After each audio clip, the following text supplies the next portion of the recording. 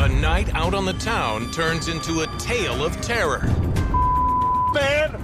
We're learning about this Uber ride, Adrian, that turned into like a horror film. The adrenaline is really pumping. This guy could kill them both. No, I love you, brother. I love you, brother. A life or death struggle for control on a massive highway puts dozens of other lives in danger. Get off of me! Oh, you will. Get off of me! We have all the other vehicles around them who are at risk by them careening across the road at highway speed. This is a potentially catastrophic situation. And then, a quiet day on the Columbia River is interrupted when a distant boat makes a relentless high-speed approach. Why is he not turning? Why is he not slowing down? They have to jump or die. 3 souls plunge into frigid waters, and that's where the real danger begins. The scariest part of that whole incident was not what was caught on camera. Every month, more than 40 million Americans use rideshare apps. Both driver and passenger assume they'll get home safely, but sometimes the unthinkable happens. Minutes later, as the passenger grabs the wheel. No, no, no, no! January 19th, 2019, Sacramento, California. It's just after 9:30 p.m. when a driver gets a request from the Corner Pocket Sports Bar in the Citrus Heights neighborhood. This driver picks up this guy who's clearly drunk, and he's stumbling. He looks a bit sloppy. Probably nothing that this driver isn't accustomed to. You probably see this all the time, especially if you work the night shift. Right away, the passenger does something unusual for a ride-sharing service. So what's interesting here is that the passenger is sitting in the front seat of the rideshare. That is something that police would generally not recommend. Other than that, the ride starts out routinely. The car heads out of Citrus Heights and travels south on Highway 99. But moments later, the horror begins.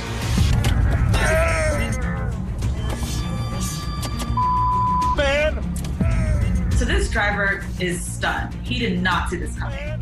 And he immediately grabs the wheel back from this guy, and they're in this struggle. And he's fighting for his life because this guy could kill them both. Then, as quickly as it started, the passenger appears to pass out. His eyes roll back. You can see the driver looks a little relieved, like, thank goodness. It seems as if disaster has been averted, and the driver's only thought is to get to safety as soon as possible. But then he comes to again and makes a bigger grab for the wheel, now actually pulling the vehicle through lanes of traffic on a very busy highway. We're not gonna die, man, but you gotta let go. No, I love you, brother. I love you, brother. This driver now knows that he is in a world of trouble. That vehicle potentially could cause a chain reaction accident that you could very well be involved in. What started as an ordinary rideshare has become a battle for survival. The driver is terrified for his life, and you can hear his voice shaking. Get off of me! No, you will. Get off of me! The adrenaline is really pumping, and he's doing everything possible to stay alive. But this passenger is not letting go of the wheel. He is not giving up. The driver does the only thing he can and brings the car to a stop in the middle of 8 lanes of fast-moving traffic. Looks like the driver eventually pulls over, You try to kill me? but there's still a lot of traffic. You still see and hear cars going by, and he calls 911. I have a crazy drunk Uber passenger who's grabbed my steering wheel, and if I drive the car, he's trying to wreck us. Now, at a dead stop in the middle of Highway 99, one disaster has been averted. But it appears another has been created, and the danger is now even greater. Anyone who's ever been to California knows that the California highways are very wide, very crowded, and people drive really fast. So not only is the rideshare driver stopped in the middle of a busy highway, but we have all the other vehicles around them who are at risk by them careening across the road at highway speed.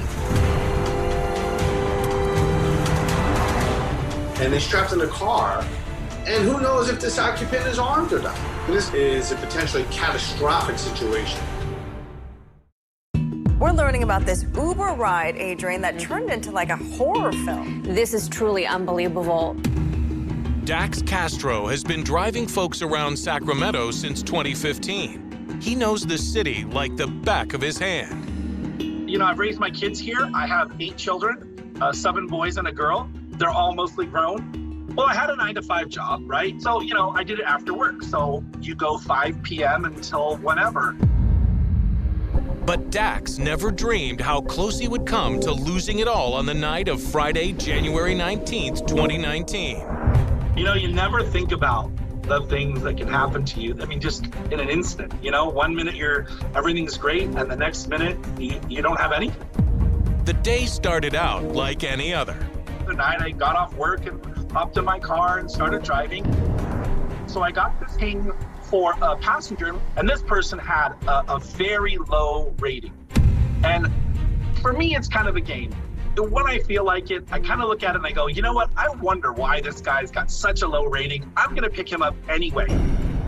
Right around 9:30 p.m., Dax picks up the low-rated passenger from the Corner Pocket Sports Bar in Citrus Heights. As he comes out, he's just obliterated drunk, just stumbling all over himself. He was a little guy, you know, he was probably 5'6", maybe 5'4", and I found out later he's got 2 kids and a wife. He worked at a grocery store, so he gets in the front seat. I didn't care. You know, people would ask, do you want me in the front or the back? I'm like, it's your ride, you're paying for it, whatever you want. So this didn't seem too out of the ordinary for a typical Friday night. Dax drives towards an address in South Sacramento. They're heading southbound on Highway 99 when the unimaginable happens. We swerve across 3 lanes of traffic, going 60 miles an hour on the freeway. I mean, I'm thinking, oh my gosh, I'm gonna kill somebody. We're gonna T-bone someone getting on the freeway right there. Man! Because it's right where 2 freeways merge. Hey, buddy. The only thing I could think to do was to slowly brake and stop. Because if I try to turn, we're going 90 degrees. We're not gonna die, man, but you gotta let go. So I thought, well, maybe if I can get all the traffic to slow down with me, we'll create a traffic break. That's why I decided to brake, because that was the thing I could control. You gotta let go, man. I love you, brother. Now, at a complete stop in the middle of Highway 99, with cars flying by on his left and right, Dax is trapped. He doesn't know what this guy is going to do next. He doesn't know if this guy has a weapon. He doesn't know what this guy's up to. So he's really at this person's mercy at this point. Luckily, within moments, another car pulls alongside Dax and offers assistance. Can we stay here, right here? That'd be awesome if you could. That would be awesome. That driver did a fantastic job under the circumstances of getting that situation under control. And eventually the police do arrive. Law enforcement's first order of business is to get Dax and his customer off the busy highway. With lights flashing, they proceed to a strip mall parking lot. They rip him out of the car, and he's throwing up on the sidewalk. They've got him in a one of those paper hood, because I guess he spit on them. Police arrest the man, Xu Vang, and Dax is finally free to go home to his wife and 8 children. In the end, no one got hurt. Everybody went home safely, so, you know, thank God for that. But yeah, it was just, you know, after we were parked and the cops were taking my statement, all I could do was just put my head in my hands and just kind of let my emotions kind of go out. Because at that point, you know, in the moment, you're kind of fearless. But once that adrenaline starts to dwindle down, boy, it hits you hard. Because he took brief control of the wheel, Xu Vang is charged with driving under the influence. He had drunk 2 pitchers of beer, literally downed them, just showing off.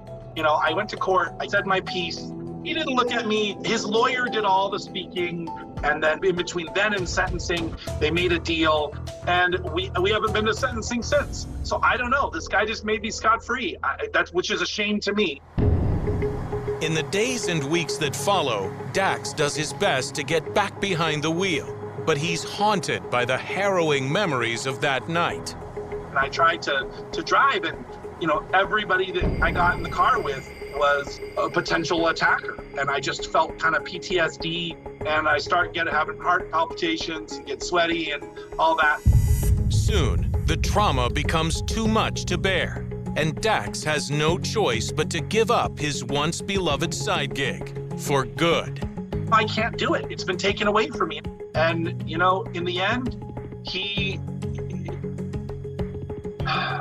I have to calm down a bit here.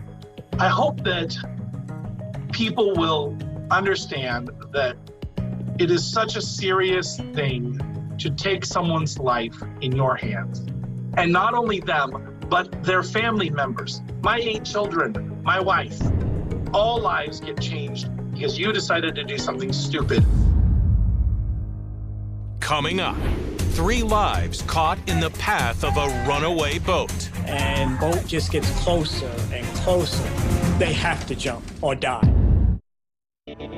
August 12th, 2017. It's a quiet morning on the Columbia River in northern Oregon. It's a beautiful sunny day.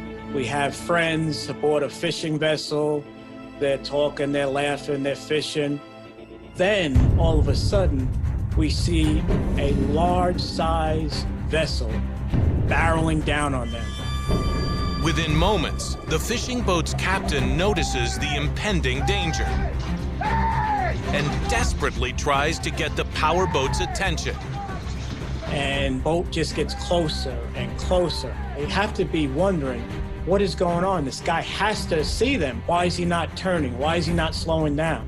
The larger vessel continues to barrel straight towards the hapless passengers, threatening a deadly disaster. The thing that surprises me the most is the high rate of speed that this boat is traveling. They have seconds to react. It's not stopping, it's not turning. They have to jump or die. The passengers on the fishing boat make a harrowing leap into the cold morning waters with not a second to spare. But the desperate dive to escape is only the beginning of the day's ordeal for Chris McMahon, Brian Mace, and Ronnie Durham, who consider themselves lucky to have survived. Everything could have very well ended in a blink of an eye. You're there doing something you enjoy with people that you consider to be friends, and all of a sudden, bam, you know, you went from a Disney movie to a horror film. For these unfortunate friends, that morning's outing was meant to be the start of a relaxing annual getaway. We worked together for 10 years and we've been fishing together the whole time. And I love it because it's beautiful out there. So it was him, myself, and a friend of his named Ronnie.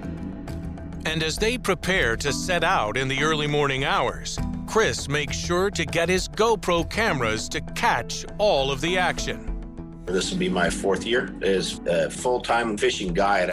And I have a website and a YouTube channel called Angling Oregon, where we do fishing videos. But Chris never imagines his camera will record these horrifying moments that are nearly his last. The incident itself happened at about 8:20 in the morning. We'd been fishing for maybe an hour. It was very peaceful, and I saw a large white boat coming towards our direction. It was probably 100, maybe 150 yards away.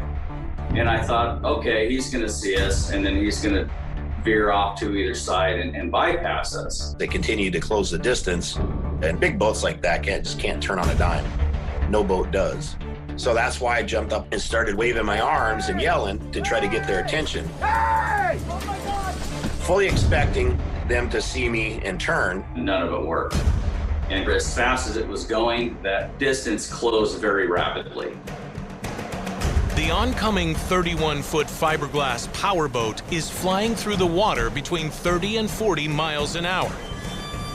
In their 18-foot aluminum fishing boat, Chris, Brian, and Ronnie have only seconds to decide what to do. It was either get run over or don't. We just all jumped off the boat. When I jumped off the boat, I remember my right knee having excruciating pain because the boat actually hit my right knee. And when these 3 friends hit the water, they soon discover that their struggle for survival has only just begun. The scariest part of that whole incident was not what was caught on camera.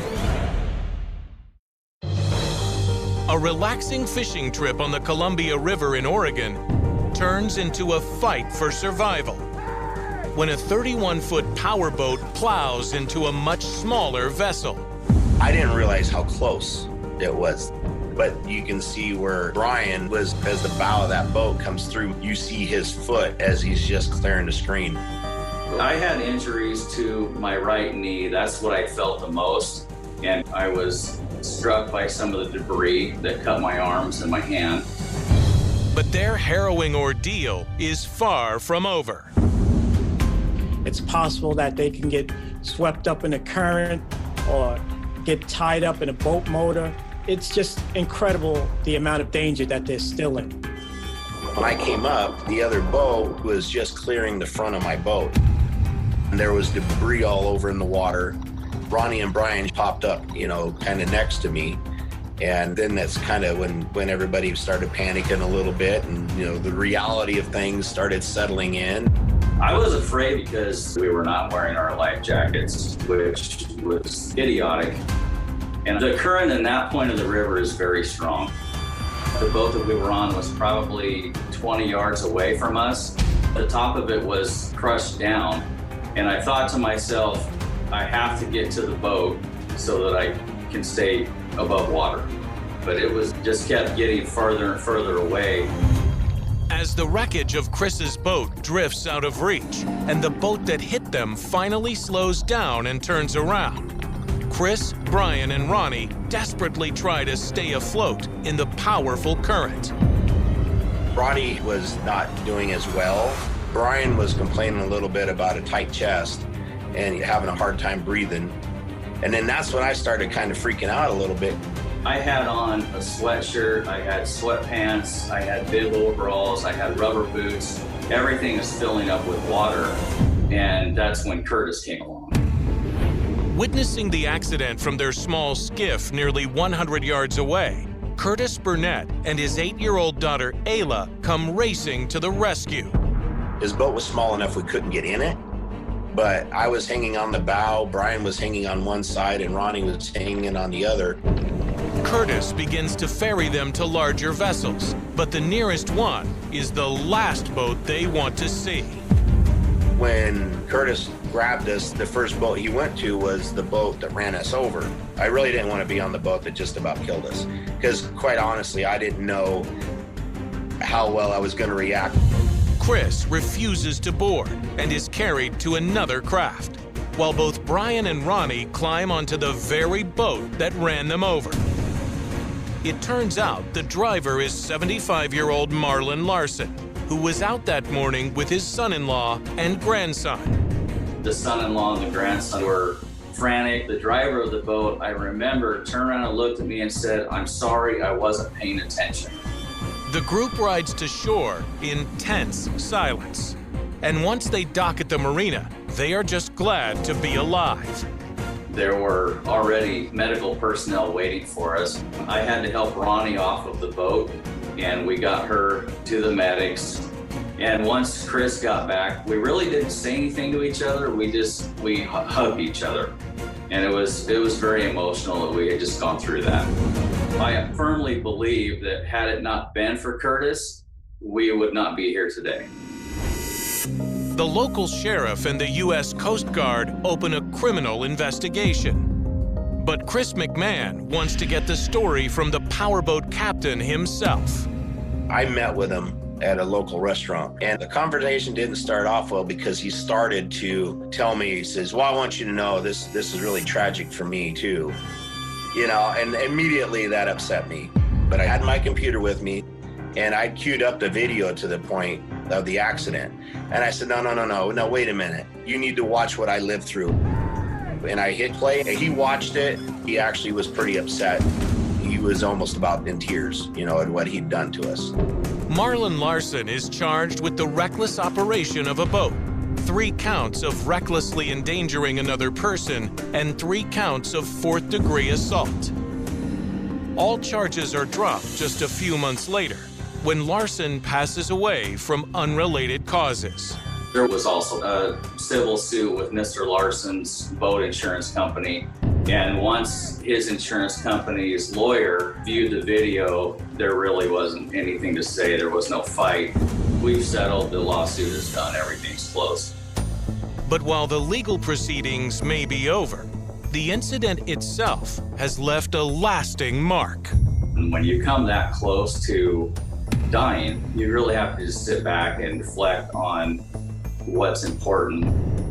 It's a very sobering experience to realize that I was just almost killed. I never want to have to go through that situation again, of that helpless feeling when you have people that you care about in the water. So you either wear a life jacket in my boat or you don't ride. I mean, it's just that simple. A car heads right into the ocean with children inside. Children screaming. Help us, help us. She's trying to kill us. Can Good Samaritans get to them in time? The water was freezing, bone chilling water. I'm 6'6", and it was mid-chest. Who is behind the wheel? The look on her face was just blank. And coming up, in the dead of night, danger walks right through the front door. This video made the last hair on my head stand straight up. My jaw just dropped. How dare you come into my home uninvited? And just inches away, 2 children are sound asleep. They came prepared. They had a plan. If someone starts to scream, they'll use that gun to silence them. We're about to see a potential disaster unfold. A car deliberately driving into the ocean. It's almost too unbearable to watch. This situation is supremely horrifying. It happens on March 4th, 2014, just before 5 p.m. in Daytona Beach, Florida, known as the world's most famous beach. This particular area of Florida, cars are allowed to drive on the beach. And while everyone's out enjoying their day, they see a woman driving curiously close to the water. You're thinking, why is this car going into the ocean? It's a stormy day. Winds are driving big waves onto the shore. But this black minivan edges dangerously close to the water. Concerned, people driving by begin to videotape. And then they hear something terrifying. Are they saying help? If they're saying help, that's different. Young children are in the car, and they're scared for their lives. You see these 2 children leaning out the window. Help us, help us. People race over. Disaster is imminent. There's the vehicle, children screaming, the crashing waves, a potentially lethal situation. Timmy Tessinier, a former volunteer firefighter, is driving home with his family when he sees the unfolding horror. And one kid was hanging out the back window saying, she's trying to kill us, she's trying to kill us. When I heard the word help, I took off running. At the same time, Stacy Robinson is packing up after a day at the beach when he hears something that is almost too awful to comprehend. Help us, help us, help us. My mom is trying to kill us. It's like a scene out of a horror movie. So it was horrible. Both men race towards the car. When they get there, they see 2 panicked children and a catatonic woman behind the wheel. She seemed possessed. No emotion. She wasn't screaming. She wasn't crying. It was mind-blowing. The look on her face was just blank, like she was just not there, just a spaced out look. The car edges deeper into the ocean, and the early March conditions are especially precarious. It was very windy. The water was freezing, bone-chilling water. And even more frightening, one of the children, a 10-year-old boy, has climbed onto his mother's lap and is wrestling with her. The son was fighting with her, snatching the wheel, trying to get her to come out of the water. And that's when the woman does something unthinkable. I heard the engine rev. She headed towards the deep end, gunned it towards the deep end. Turned the van like hard left, straight into the water. As Tim frantically waves to the rescue vehicles that have pulled onto the beach, Stacy jumps into action. I chased the van down. But the car is now getting pulled under the wild waves. That water was picking that van up off the ground and moving it around. You're in a critical situation of how much time you have to try to get those people out of the car. Determined to save the children, Stacy manages to slip his arm into a window that is slightly open, just as the car sinks further underwater. The height, I'm 6'6", and it was mid-chest. You saw it getting closer and deeper into the waves, and the waves getting higher. I was pushing buttons, and my next step was to break the window. Like a split second later, the back window was coming down. Stacy quickly reaches in and pulls the boy and his 9-year-old sister to safety. But this disaster is far from over. As he wraps his arms around the panicked siblings, they scream at him. My baby's sister, her baby is still in the car. There was a baby still in the child seat, and we never see the baby. It was just awful. With one of the kids literally leaning out of the window yelling, "Help us," bystanders leap into action. It's a horrific scene. A mother drives a car into the ocean with her screaming kids inside. Good Samaritans manage to pull 2 children to safety. But then, a devastating realization. There's still another child trapped inside. As fast as it happened, we never saw this baby we never seen the car seat. And I thought, oh, no. Oh, God almighty, there's a baby in the car. As Tim tries to open the back of the minivan, a lifeguard rushes in. But the surf is swirling dangerously.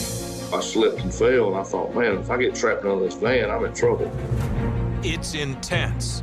Another lifeguard runs in, and with the car about to go under, he frees the 3-year-old girl from the car seat just in time. He almost went under, too. A huge wave came over top of the van, like a few seconds later. And as if all this isn't shocking enough, in the midst of the danger and chaos, the dazed mother climbs out of the car and casually strolls away. Just nonchalantly walking down the beach, away from the van. And there's something else. That's when I noticed her stomach. Like, wow, she's pregnant. She has a pretty nice baby bump. It blows my mind that those kids had a chance of dying that day. There's a baby. The woman, 36-year-old Ebony Wilkerson, and her children are taken to a hospital for evaluation as police launch an investigation. Just a few hours later, custody of the kids is handed over to Florida's Department of Children and Families. She definitely tried to kill her children. The children's words haunt investigators.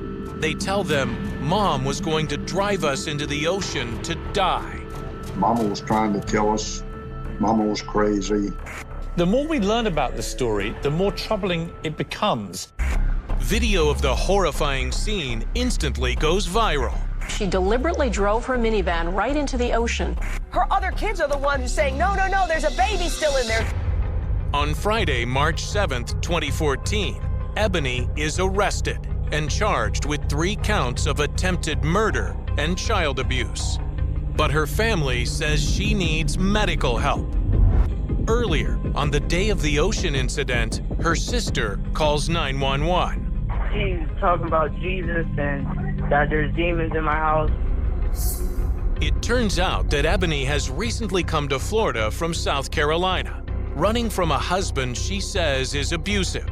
Her sister is alarmed by her mental state. The day before, her family had actually taken her for some mental evaluation. She was showing signs of mental crisis. But the next morning, Tuesday, March 4th, Ebony's sister learns that she's checked out early, and the family is desperately worried about her and her children. She's getting a little bit better, but she's still not all here. So she's trying to drive, and I'm trying to stop her. Under Florida's Baker Act, families can get emergency detention for people impaired by mental illness. But authorities tell her sister that in this situation, there's nothing they can do. At that time, you didn't have anything to indicate that she was a danger to the children or to herself. Just a few hours after leaving the mental health facility, Ebony is driving her kids into the ocean. And if not for those heroic Good Samaritans, it very likely would have ended in tragedy. They put themselves in harm's way to save these children.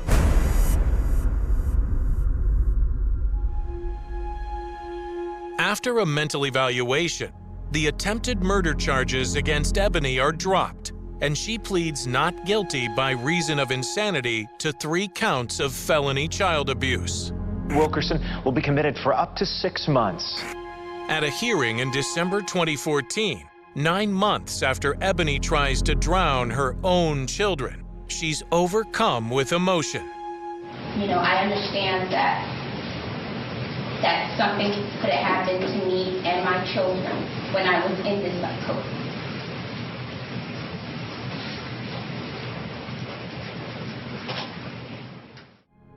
In September 2019, after being in supervised care for 5 years, Ebony is released, but is only allowed to see her children on supervised visits. The men who saved her children say they will never forget that day. God put us there. Higher powers had their hand in that. And now, they just wish Ebony and her family the best. I would love to meet those children. I probably wouldn't say too much. Just a hug, you know? Just a hug, that's it. Coming up, 2 children sleep on a couch, totally unaware that someone is watching them. Literally intruders coming in while your babies are sleeping. This is every parent and grandparent's worst nightmare. Sometimes it's the things we don't see that are the scariest of all. A burglar creeping through a Florida home. Rockledge, Florida, October 22nd, 2016, 1:30 a.m. All is quiet in the houses that line the streets in this pleasant suburban town less than 60 miles east of Orlando. A 10 and a 13-year-old are fast asleep on the couch in their grandparents' home. They probably fell asleep while watching TV or playing video games. The girls are the granddaughters of homeowner Al Vera and his wife, Christine. Al and Christine are also asleep in the nearby bedroom on the same floor. All of them are blissfully unaware that outside, danger is waiting, until the door is slowly pushed open and an intruder enters. You can see him carefully tiptoeing in. He's looking around. He's creeping around this room, just inches away from these sleeping grandchildren. Who is this man, and what is he looking for? This video made the last hair on my head stand straight up. Someone is entering your house where you feel safe, and they're doing it amongst your grandchildren. You have someone inches away from them and putting them in peril as they're trying to steal your things. That, to me, is terrifying. This is every parent and grandparent's worst nightmare. Literally intruders coming in while your babies are sleeping. With a flashlight drawn, the intruder creeps through the first floor of the home in darkness. He makes his way from the living room to the kitchen, and soon it becomes clear what his intentions are. He's picking up some items that he's kind of questioning whether or not he wants them or not. At one point, he appears frustrated, but he continues to search deeper inside the home. Burglars want small stuff that they can stuff into their pockets, or into a pillowcase, and they can just take off with it. All the while, just feet away, the 2 girls don't even stir as they sleep. The burglar spies something of value, then one of the girls' cell phones. But then another shock. Behind him, the door slowly opens. We see a gun attached to a hand of another individual. The intruder doesn't react, which suggests the gun is being held by his partner in crime, standing guard just outside the door. This is a really precarious situation. They came prepared. They had one person looking out and another person intrude. And the fact that they have a gun shows that they have a plan B in case things don't turn out the way they want them to. If someone starts to scream, they'll use that gun to silence them.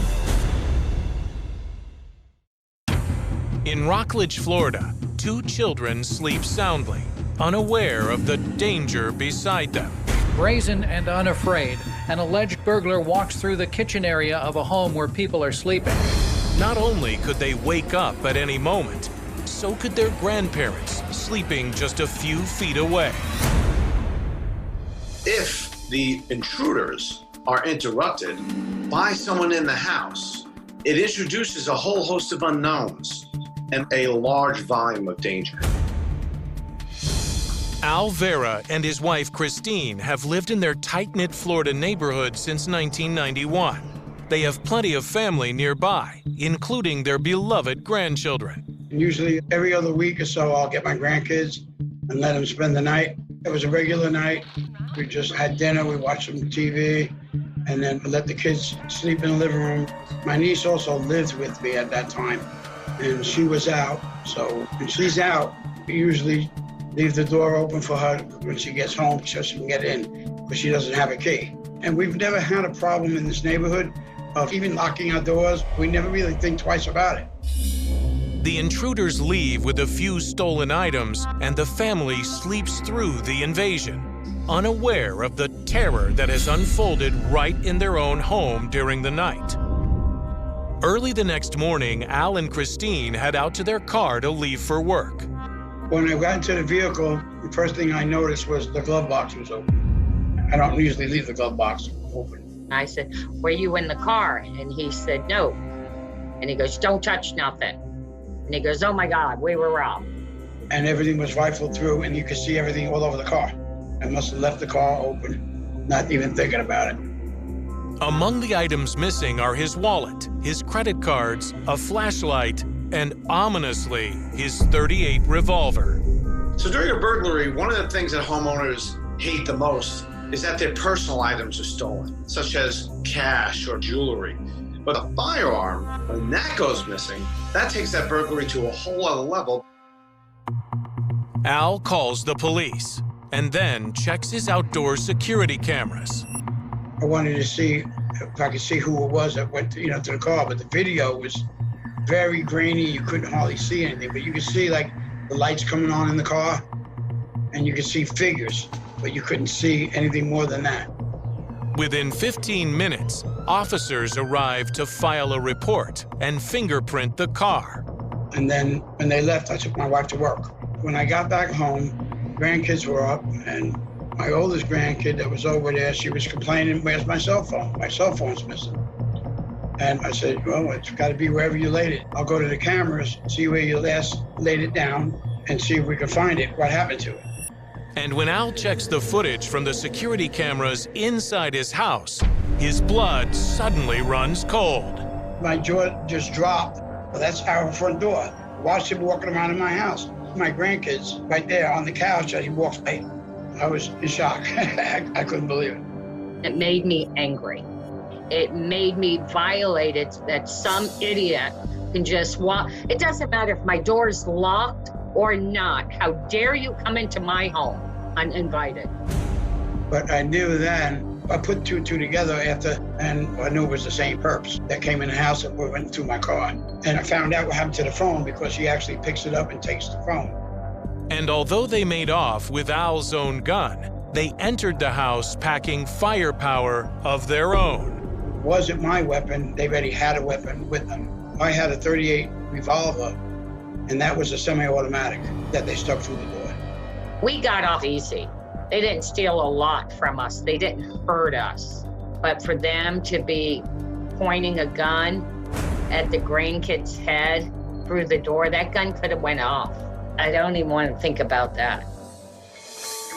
The police are called again, and they return to Al and Christine's house.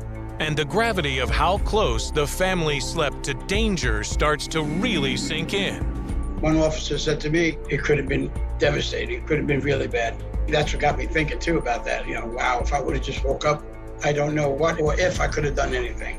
And that's what spooks you, that you wouldn't be able to even protect your own grandchildren. The police had told me that there were groups that were coming from out of town. They would be dropped off in a vehicle, 4 or 5 people, and they'll go through the neighborhood. The video of the burglars creeping around his home just inches from his granddaughter's becomes a news sensation. Crime of opportunity, a burglar caught on camera. Watch as the burglar pushes his way inside the home through the front door. Detectives are still looking for the men they say burglarized the home. It went national and was on every television station, and you could see this guy's face. You'd think somebody would have picked him out and found him. But to this day, nope, nothing. We were looking at the videos saying, why can't they find him? And because if you look at the videos with his gloves on, they have the net mesh over the fingers that you can't see. That's why there were no fingerprints, because he touched just about everything in the house. The burglars have never been caught, but the break-in has had a lasting effect on the Vera family. Burglary is a very invasive type of crime. People feel violated when someone has been in their house who shouldn't be there and has taken their stuff. So psychologically, this really rattles people. After that happened, I really got a sense of having to secure the home and protect my wife, myself, a lot better than I did that evening. We have more cameras in our home. We have them all outside. We have deadbolts on our front door. We live in Fort Knox now. You can't come in. I still remember the afternoon of January 13th, 2016, not because it was marked by flashing sirens or dramatic headlines at first, but because it began with something painfully ordinary. In the quiet town of Castellamont, in the Piedmont region of northern Italy, a 49-year-old middle school French teacher named Gloria Rosbach left her home after telling her elderly parents that she was going to a meeting connected with her school. There was nothing unusual about the explanation. It fit neatly into the rhythm of a life defined by routine, responsibility, and trust. She had spent years following predictable schedules, caring for her parents, preparing lessons for her students, and living with a quiet dignity that rarely attracted attention beyond those who knew her personally. On that January afternoon, she walked out believing she was about to resolve a problem that had weighed heavily on her for months. She expected answers. She hoped to recover what had been taken from her. Instead, she was unknowingly walking toward the final chapter of her life. By the time the sun had set over the hills surrounding Castellamont, Gloria Rosbach had vanished. Her phone could no longer be reached. She did not return home. The woman whose life had always been defined by reliability suddenly disappeared without explanation. At first, there was confusion, then concern, then fear. Weeks later, investigators would discover her body concealed in a leachate basin at an abandoned landfill near Ravara. The autopsy would conclude that she had died from strangulation. But those facts alone do not explain why this case would become one of the most disturbing criminal investigations in modern Italy. Gloria Rosbach was not targeted by a stranger who happened to cross her path. She was not the victim of a random act of violence. According to the investigation and the judgments that followed, the person responsible for orchestrating her death had once sat inside her classroom. He had once been her student. His name was Gabriele De Filippi, and years after leaving school, he would return to Gloria's life, not as a former pupil seeking guidance, but as a skilled manipulator who understood that trust could be more valuable than force. Long before investigators began examining telephone records or reconstructing timelines, long before prosecutors argued their case before the courts, the foundation of this crime had already been built through months of deception. It began with conversations that appeared harmless. It continued with promises of financial opportunity, stories of success abroad, and repeated assurances that a temporary investment would soon produce generous returns. According to the investigation, De Filippi carefully presented himself as a young man on the verge of building an exciting future. He spoke about opportunities in France, about plans involving Antibes on the French Riviera, and about investments that supposedly required only short-term financial support. To someone unfamiliar with his fabrications, the story sounded plausible. To Gloria, it came from someone she believed she already knew. That familiarity became one of the most powerful weapons in the entire case. Trust has an unusual quality. It often develops slowly, quietly, and without anyone noticing the exact moment it becomes complete. Gloria Rosbach had spent years teaching young people, encouraging them to learn, helping them develop, and believing in their potential. When a former student returned and appeared respectful, ambitious, and grateful, there is little reason to imagine that the relationship concealed something far more dangerous. The investigation later revealed that De Filippi had constructed an elaborate false image of himself. He portrayed himself as financially successful and internationally connected. He claimed to have access to profitable investments and a prosperous future waiting in France. Investigators also concluded that he used multiple false identities and online personas to support these illusions, allowing him to deceive not only Gloria, but other individuals as well.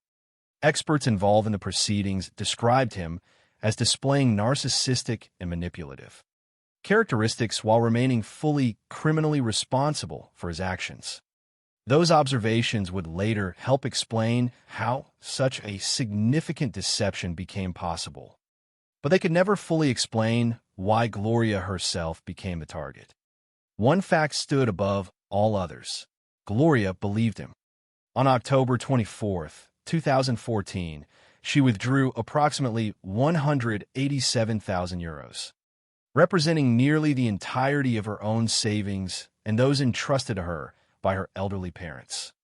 The money had been accumulated over many years through careful work and disciplined living. It was not speculative wealth or disposable income. It represented security, stability, and decades of sacrifice.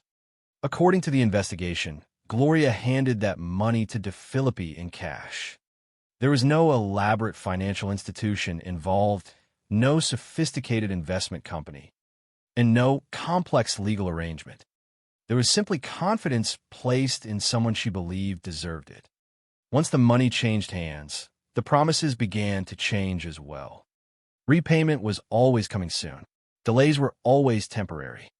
New explanations appeared whenever previous ones became impossible to sustain. Gloria was repeatedly reassured that the situation would soon be resolved. At times, according to investigators, De Filippi even suggested the possibility of an emotional relationship between them, further strengthening the psychological hold he exercised over her. Each promise postponed confrontation for a little longer. Each excuse bought additional time. Yet eventually, even the most carefully maintained deception begins to collapse under its own contradictions. Gloria realized that the promised repayments were not arriving. She asked for her money back. She sought proof that the investments actually existed. The explanations became increasingly unconvincing. In 2015, she reported De Filippi to the authorities for fraud. That decision transformed what had previously been a private financial deception into a criminal matter for investigators and later for prosecutors. This moment would become critically important because it established a clear turning point. De Filippi was no longer merely maintaining a fraudulent scheme. He was facing potential legal consequences. He was under pressure to return a substantial amount of money that, according to the evidence, he could not repay. The fraud complaint fundamentally altered the relationship between victim and offender. Gloria was no longer simply waiting for repayment. She had become the principal witness against the person who had deceived her. According to the conclusions reached during the criminal proceedings, this growing legal pressure became the motive behind an even more serious crime.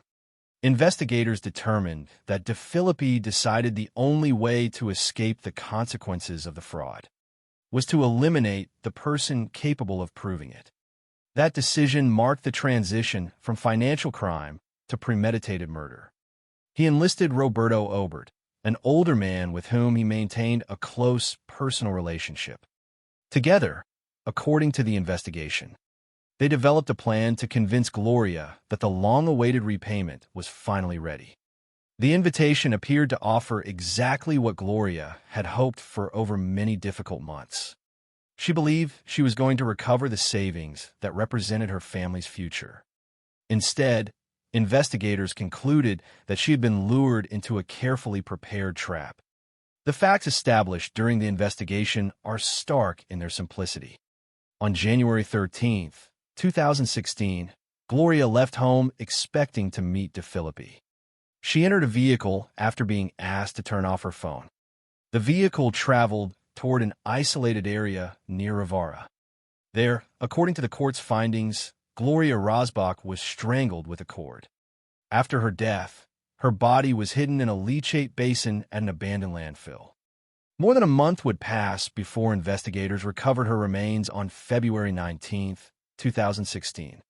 Every stage of the case that followed, from the missing person investigation to the analysis of telephone records, from conflicting statements to Roberto Obert's eventual cooperation with investigators, from the recovery of the body to the courtroom proceedings that ultimately resulted in convictions, would seek to answer not simply how Gloria Rosbach died, but how such an extraordinary betrayal became possible in the first place. This is not merely the story of a murder. It is the story of confidence deliberately cultivated, of financial exploitation disguised as opportunity, of psychological manipulation carried out over many months, and of the devastating consequences that followed when trust was transformed into a weapon. Before the courts imposed sentences, before Italy followed every development of the investigation, and before the names of those involved became permanently linked with one of the country's most notorious criminal cases of the 2010s, there was simply a teacher who believed that someone she had once helped deserved another chance. That belief would cost Gloria Rosbach everything. And to understand how investigators eventually uncovered the truth, we must first understand the quiet life she had built, the values she lived by, and the carefully constructed deception that slowly dismantled them. Gloria Rosbach was not a woman whose life naturally drew public attention. Before newspapers across Italy began printing her photograph and television programs reconstructed the final weeks of her life, she was known simply as a dedicated teacher, a devoted daughter, and a familiar face in the quiet community of Castellamont. Nestled in the Piedmont region near Turin, the town was neither famous nor particularly large. It was the kind of place where people recognized one another in local cafes, where teachers often knew generations of the same families, and where routines changed very little from one year to the next. For Gloria, that stability was not something to escape, but something she embraced. It defined nearly every aspect of her life. Born in 1966, Gloria grew up with values that emphasized responsibility, honesty, and perseverance. Those qualities remained evident throughout her adult years. By the time she reached the age of 49, she had established herself as a respected French teacher at a middle school in Castellamont. Teaching was not simply a profession for her. It was a commitment she fulfilled day after day with consistency rather than spectacle. Former colleagues described her as quiet, modest, and conscientious. She was not known for seeking recognition or attention. Instead, she devoted herself to preparing lessons, helping students learn another language, and maintaining the dependable routine that had shaped her adult life. In classrooms across Italy, teachers often become part of the background of countless childhood memories.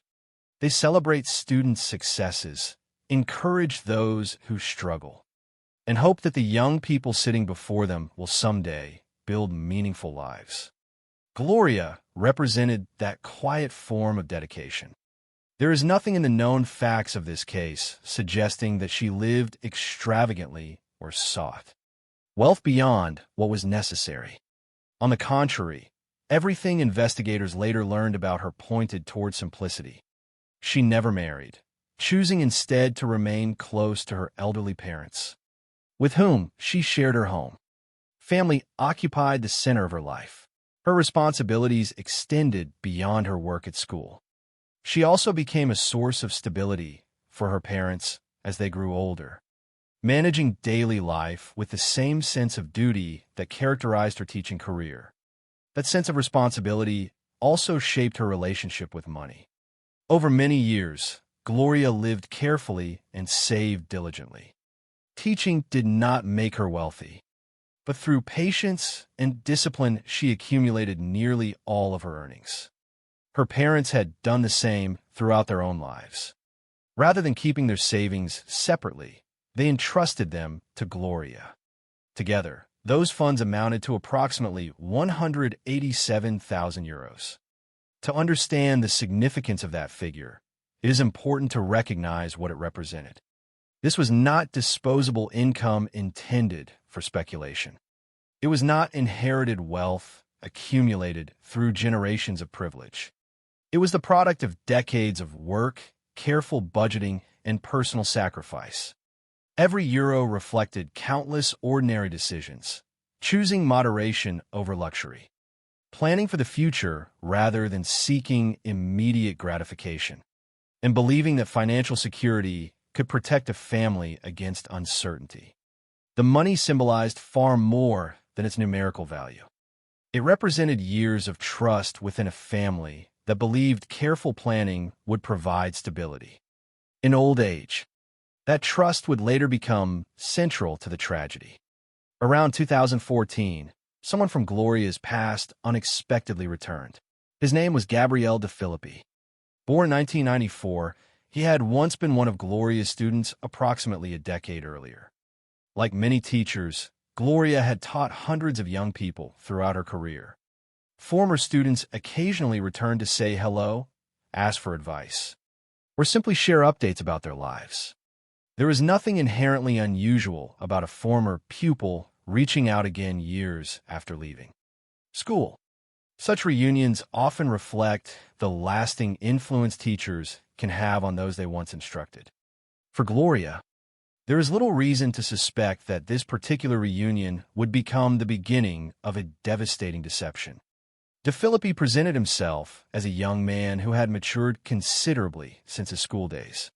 According to investigators, he carefully cultivated the image of someone enjoying remarkable success despite his youth. He spoke confidently about business ventures, international connections, and opportunities that suggested an exciting future lay ahead of him.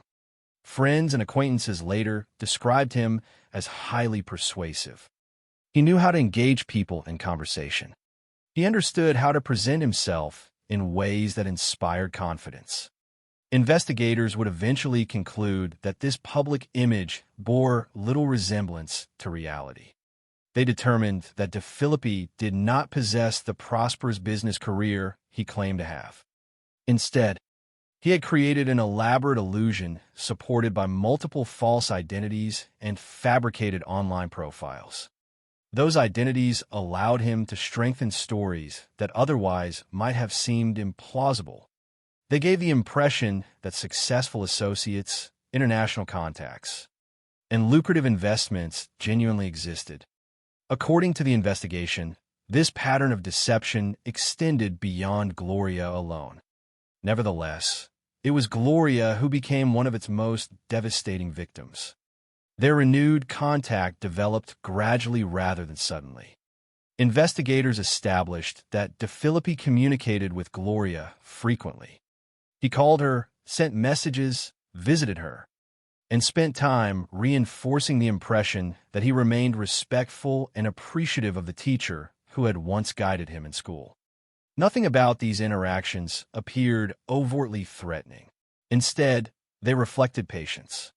Trust rarely develops under pressure. It grows through familiarity, consistency, and repetition. De Filippi appeared to understand this well.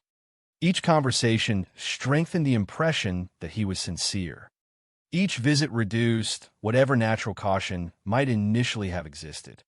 Gloria, known for her kindness and willingness to believe the best in people, accepted the version of DeFilippi that he deliberately presented to her. It is important to remember that the evidence does not suggest Gloria acted recklessly. Rather, she responded as someone who exploited a relationship already rooted in familiarity. The distinction matters because the central mechanism of this case was not force but manipulation. DeFilippi did not initially demand money. He first established credibility. He spoke about ambitious plans involving France, describing opportunities connected to Antibes on the French Riviera. He claimed to have business interests requiring temporary financial assistance before producing substantial returns. Such stories were designed to create urgency while maintaining optimism. The assistance he requested appeared temporary. The repayment appeared certain. The future he described seemed prosperous enough that the investment would soon benefit everyone involved. According to investigators, these claims were entirely false. But Gloria had little reason to assume that every element of his story had been fabricated. Her perception of DeFilippi was shaped not only by his present behavior, but also by the memory of him as a former student. Teachers often measure success not by their own achievements, but by the accomplishments of those they have taught. Seeing a former student apparently building an international career could easily reinforce pride, rather than suspicion. DeFilippi exploited exactly that emotional foundation. During the criminal proceedings, experts described his personality as displaying narcissistic and manipulative characteristics, while emphasizing that he remained fully responsible for his actions. Those assessments did not excuse his conduct. Instead, they helped explain the methods he employed. Manipulation does not depend solely upon telling convincing lies. It requires identifying what another person values most and using that knowledge to lower their defenses. In Gloria's case, those values included trust, responsibility, and compassion. DeFilippi's stories appealed directly to those qualities. As months passed, the relationship evolved beyond ordinary conversations. Gloria increasingly believed that DeFilippi's financial opportunities were genuine. According to the investigation, he described investments requiring only short-term funding before profits would allow complete repayment. He also suggested the possibility of bringing Gloria into a brighter future connected with France. At times, investigators concluded he even hinted at an emotional relationship between them, further strengthening the psychological influence he exercised over her. These suggestions were never supported by genuine intentions. Instead, prosecutors later argued that they formed part of a broader strategy to maintain Gloria's confidence while obtaining control over her savings. Looking back from the perspective of the completed investigation, it becomes tempting to identify obvious warning signs. Yet those signs were not obvious to Gloria while events unfolded. She encountered someone who appeared successful, respectful, and grateful. She saw a former student whose ambitions seemed impressive and whose confidence appeared genuine. Every lie succeeded because it built naturally upon previous lies. Every reassurance postponed doubt a little longer. Every interaction strengthened the illusion that Gloria was helping someone she knew rather than being exploited by someone who had carefully studied her willingness to trust. By the time discussions turned toward financial assistance, the emotional groundwork had already been laid. The deception was no longer based on a single extraordinary claim, but on a relationship that had been patiently cultivated over many months. It was this gradual process, not a sudden act of persuasion, that ultimately allowed one of Italy's most shocking cases of financial exploitation to unfold. The story that would eventually end in murder did not begin with violence. It began with confidence, familiarity, and the quiet belief that kindness shown to another person would one day be returned. For Gloria Rosbach, that belief had guided much of her life. Tragically, it also became the foundation upon which one of the most devastating betrayals imaginable was constructed. The deception did not reach its most destructive stage in a single day. It unfolded gradually through repeated conversations, carefully constructed promises, and a pattern of reassurance that encouraged Gloria Rosbach to silence the doubts that naturally arise whenever large sums of money are involved. By the time financial assistance became the central topic of discussion, the foundation of trust had already been established. According to the investigation, Gabriel DeFilippi had successfully convinced Gloria that he was not simply a former student with ambitious dreams, but a young man standing on the threshold of significant financial success. His stories revolved around opportunities in France, particularly around Antibes on the French Riviera. He claimed that profitable investments and business ventures required temporary capital, promising that the money would be returned within a short period once the transactions were completed. The proposal was presented as an opportunity rather than a request born of desperation. DeFilippi portrayed himself as someone whose future prosperity was already secured. He suggested that temporary financial support would merely bridge a brief gap before substantial returns became available. According to investigators, these representations were entirely false. But at the time, Gloria believed she was helping someone she trusted rather than financing an elaborate fraud. Every conversation reinforced the previous one. Every explanation appeared to fit neatly into the larger narrative DeFilippi had constructed. Rather than asking for immediate blind faith, he cultivated confidence over months. Investigators later determined that he maintained multiple false identities and fabricated online profiles, creating the illusion of international connections and business relationships that did not actually exist. These fabricated identities strengthened the credibility of his stories. They suggested that successful associates, overseas opportunities, and profitable investments were genuine. To someone examining the situation from outside, such claims might eventually have appeared suspicious. To Gloria, however, they came from a familiar face whose confidence never seemed to waver. Manipulation often succeeds not because every lie is perfect, but because each lie supports another, until questioning one claim requires questioning the entire relationship. That psychological barrier became increasingly difficult for Gloria to overcome. According to the investigation, DeFilippi did more than promise financial returns. At times, he also hinted at the possibility of an emotional relationship between them. Prosecutors later argued that these suggestions were intended to deepen Gloria's emotional investment and reduce her willingness to doubt his intentions. Whether expressed directly or implied through conversations about their future, such suggestions served one purpose: maintaining control over the relationship for as long as possible. Trust became the currency that made every subsequent deception possible. Eventually, the conversations reached a decisive moment. On October 24, 2014, Gloria Rosbach withdrew approximately 187,000 euros in cash. This amount represented nearly the entirety of her personal savings together with money entrusted to her by her elderly parents. It was the financial security accumulated through decades of disciplined work and careful living. There was nothing speculative about those savings. They reflected years of modest choices, postponed luxuries, and confidence that financial responsibility would provide stability later in life. According to the investigation, Gloria placed the money inside a suitcase before handing it directly to DeFilippi. There was no formal investment contract. No independent financial advisor reviewed the arrangement. No legal safeguards protected the transaction. The exchange depended almost entirely upon personal trust. Looking back after the investigation concluded, that moment would become one of the defining images of the entire case.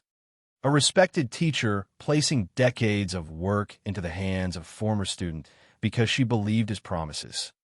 Once DeFilippi obtained the money, the relationship began to change. The certainty that had characterized his earlier promises gradually gave way to delay. Repayment, once described as imminent, became dependent upon unforeseen complications. According to the investigation, excuses followed one after another. Business transactions had not yet been completed. Administrative issues required additional time. Financial arrangements in France were progressing more slowly than expected. Every explanation was presented as temporary. Every delay supposedly brought repayment closer rather than farther away. Gloria waited because she believed that patience would soon resolve the problem. Weeks became months. The promised repayment never arrived. Instead, each conversation produced another reason to postpone it. Investigators concluded that DeFilippi's strategy relied upon maintaining hope while preventing decisive action. As long as Gloria believed the money would eventually return, the fraud remained concealed beneath repeated assurances. Yet reality has a way of exposing deception regardless of how carefully it is maintained. Gloria eventually began asking more direct questions. She wanted to know when her money would be returned. She requested evidence that the investments actually existed. She sought documentation capable of confirming the explanations she had accepted for so many months. According to the evidence presented during the proceedings, DeFilippi could not provide convincing answers because the investment opportunities themselves had never existed. The promises that had once appeared detailed and confident gradually lost their credibility. Gloria's trust began giving way to concern. Concern gradually became certainty that she had been deceived. By the end of 2015, the relationship had fundamentally changed. Gloria was no longer waiting patiently for repayment. She was demanding accountability. She requested that DeFilippi return the money, even if repayment had to occur in stages. She wanted proof supporting the explanations he continued to offer. None of those requests produced meaningful results. Faced with mounting contradictions and continuing delays, Gloria reached a decision that would later become central to the prosecution's theory of motive. She reported DeFilippi to the authorities for fraud. That complaint transformed the situation entirely. Until that point, DeFilippi had been managing a deception through persuasion and postponement. Once the complaint was filed, the matter entered the criminal justice system. Investigators began examining the financial dispute. The possibility of prosecution became real. According to prosecutors, DeFilippi now faced two interconnected problems. First, he was accused of obtaining nearly 187,000 euros through deception. Second, he had no realistic ability to return the money. The complaint therefore represented far more than an embarrassing dispute between acquaintances. It threatened legal consequences capable of exposing every aspect of the fraudulent scheme. The prosecution would later argue that this growing pressure became the decisive turning point. As long as Gloria remained silent, DeFilippi could continue delaying repayment through additional promises. Once she involved law enforcement, however, those promises could no longer prevent scrutiny. Investigators would eventually reconstruct financial transactions, examine communications, and compare statements against objective evidence. According to the conclusions reached during the criminal proceedings, DeFilippi responded not by attempting to resolve the fraud, but by considering a far more drastic solution. Prosecutors argued that he decided the only way to escape responsibility was to eliminate the person whose testimony posed the greatest threat to him. The victim of the fraud had become the principal witness capable of proving it. The financial crime was now evolving towards something far more serious. According to the investigation, DeFilippi enlisted Roberto Obert, an older man with whom he maintained a close personal relationship. Obert's involvement would later become one of the most significant aspects of the investigation. But at this stage, the focus remained upon planning. Prosecutors alleged that the two men agreed to lure Gloria into believing that repayment was finally ready. The plan relied upon the very emotion that had sustained the deception from the beginning: hope. Gloria had spent many months waiting to recover her family savings. The promise that repayment had finally become possible naturally appealed to everything she wanted to believe. According to the established timeline, DeFilippi contacted Gloria and informed her that arrangements had been made to return the money. For Gloria, the message offered relief after months of disappointment. The legal complaint had already been filed, but perhaps she may have believed the dispute could still end with the recovery of the savings that represented her family's future. Investigators later concluded that this invitation was never intended to resolve the fraud. Instead, it marked the beginning of a carefully planned homicide designed to silence the only person capable of exposing the full extent of the deception. The extraordinary cruelty of the case lies not only in the murder itself, but in the final promise that preceded it. Gloria accepted the meeting because she believed justice, honesty, and patience were finally being rewarded. She believed the man who had repeatedly assured her that repayment was coming had at last decided to keep his word. Instead, according to the findings later upheld in court, the promise of returning her money became the mechanism through which she was led toward the place where her life would end. The fraud had reached its inevitable conclusion. What began with polite conversations between a teacher and her former student had evolved into a criminal scheme involving financial exploitation, psychological manipulation, and, according to prosecutors, a calculated decision to prevent the truth from ever being told.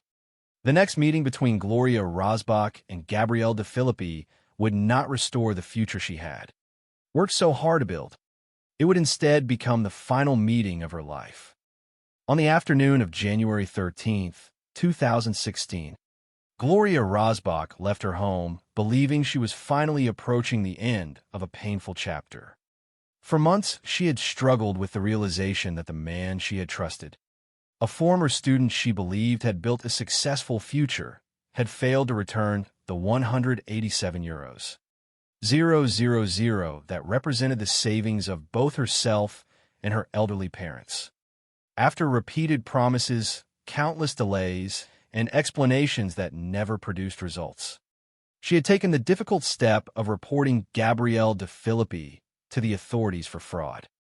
That complaint fundamentally changed the relationship between them.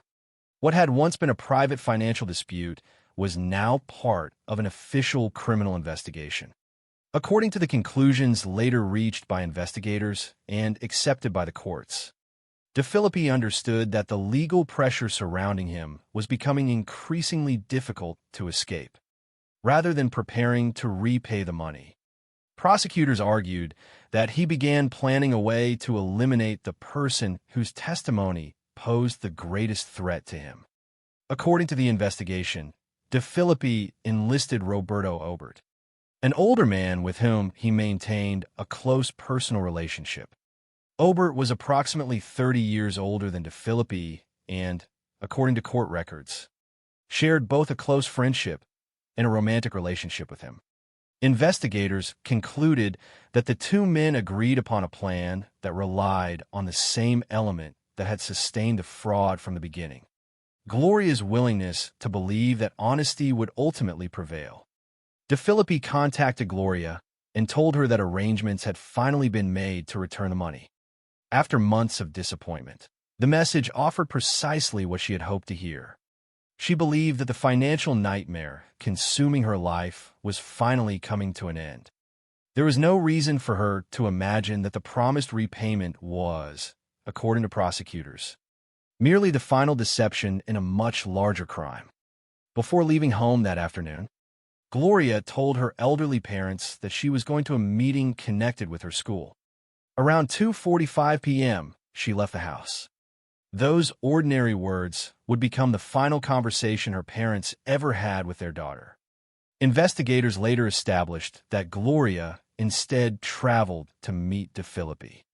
According to the case file, she was instructed to turn off her mobile phone before continuing the journey. The request may have appeared insignificant at the time, but it would later become an important detail for investigators attempting to reconstruct her final movements. Once the phone ceased transmitting information, establishing her precise route became more difficult, though not impossible. According to the investigation, Gloria entered a vehicle occupied by DeFilippi and Roberto Obert, believing she was on her way to recover the money that had disappeared more than a year earlier. She accompanied them without realizing she would never return. The vehicle left populated areas and traveled toward a more isolated location near Rivara, a community not far from Castellamont. The destination was a remote area close to an abandoned landfill. According to prosecutors, this location had been selected because it offered privacy and reduced the likelihood of witnesses. The journey itself represented the final stage of a plan that investigators would later argue had been carefully prepared in advance. Somewhere near Rivara, according to the findings presented during the criminal proceedings, Gloria realized that something was terribly wrong. The promised repayment was nowhere to be seen. Instead, according to Roberto Obert's later testimony, Gloria was attacked inside or near the vehicle. Investigators concluded that she was strangled with a cord until she died from asphyxiation. The forensic examination conducted after her body was recovered would later confirm that strangulation was the cause of death. The investigation did not suggest a spontaneous argument or an unexpected escalation of violence. Instead, prosecutors maintained that the killing formed part of a deliberate plan intended to prevent Gloria from continuing the fraud complaint she had already initiated. Once Gloria was dead, the perpetrators still faced another problem. Her disappearance would inevitably raise questions, especially given her predictable routine and close relationship with her parents. According to the investigation, DeFilippi and Obert transported her body to a leachate basin located within an abandoned landfill near Rivara. The choice of location reflected an apparent attempt to conceal the crime for as long as possible. The body was hidden there, leaving investigators without immediate answers regarding Gloria's fate. As daylight faded on January 13th, Gloria failed to return home. Her parents, accustomed to her reliability, immediately sensed that something was wrong. She had never simply disappeared without explanation. Telephone calls went unanswered because her phone was no longer active. Friends and colleagues knew nothing about her whereabouts. Hours passed without contact. Concern quickly turned into fear. Her family reported her missing, beginning a search that would eventually become one of the most closely followed criminal investigations in Italy during 2016. At the outset, investigators had to consider numerous possibilities. Missing person cases often begin with uncertainty. People sometimes leave voluntarily, suffer accidents, or experience unexpected medical emergencies. However, Gloria's circumstances immediately distinguished her disappearance from many others. She had recently filed a fraud complaint against Gabriele DeFilippi involving an enormous sum of money. That financial dispute provided investigators with an obvious line of inquiry. Detectives soon learned that DeFilippi possessed both a clear connection to the victim and a potential motive for preventing the fraud investigation from progressing. As a result, attention rapidly focused on him. Investigators began reconstructing Gloria's final known movements using every available source of information. Telephone records became particularly important. Although Gloria had turned off her phone before the fatal meeting, investigators examined communications leading up to her disappearance, identifying contacts between her and DeFilippi that helped establish the sequence of events. Witness interviews provided additional context regarding her plans that afternoon. Detectives also collected information concerning the financial dispute, including Gloria's previous complaint alleging fraud involving the €187,000. Every piece of evidence contributed to building a chronological timeline that gradually narrowed the investigation's focus. Throughout the inquiry, investigators noted inconsistencies in DeFilippi's statements. According to the case file, his explanations changed repeatedly as questioning continued. Details that initially appeared straightforward no longer matched available evidence. Contradictions emerged concerning his activities, his contacts with Gloria, and the events surrounding her disappearance. Rather than clarifying the situation, each new statement introduced additional uncertainty. For experienced investigators, changing accounts often signal that a witness or suspect is attempting to adapt their version of events to newly discovered evidence. While inconsistencies alone do not establish guilt, they frequently encourage detectives to examine a suspect's account with greater scrutiny. As the investigation intensified, pressure increased not only on DeFilippi, but also on Roberto Obert. Unlike DeFilippi, Obert eventually chose to cooperate with investigators.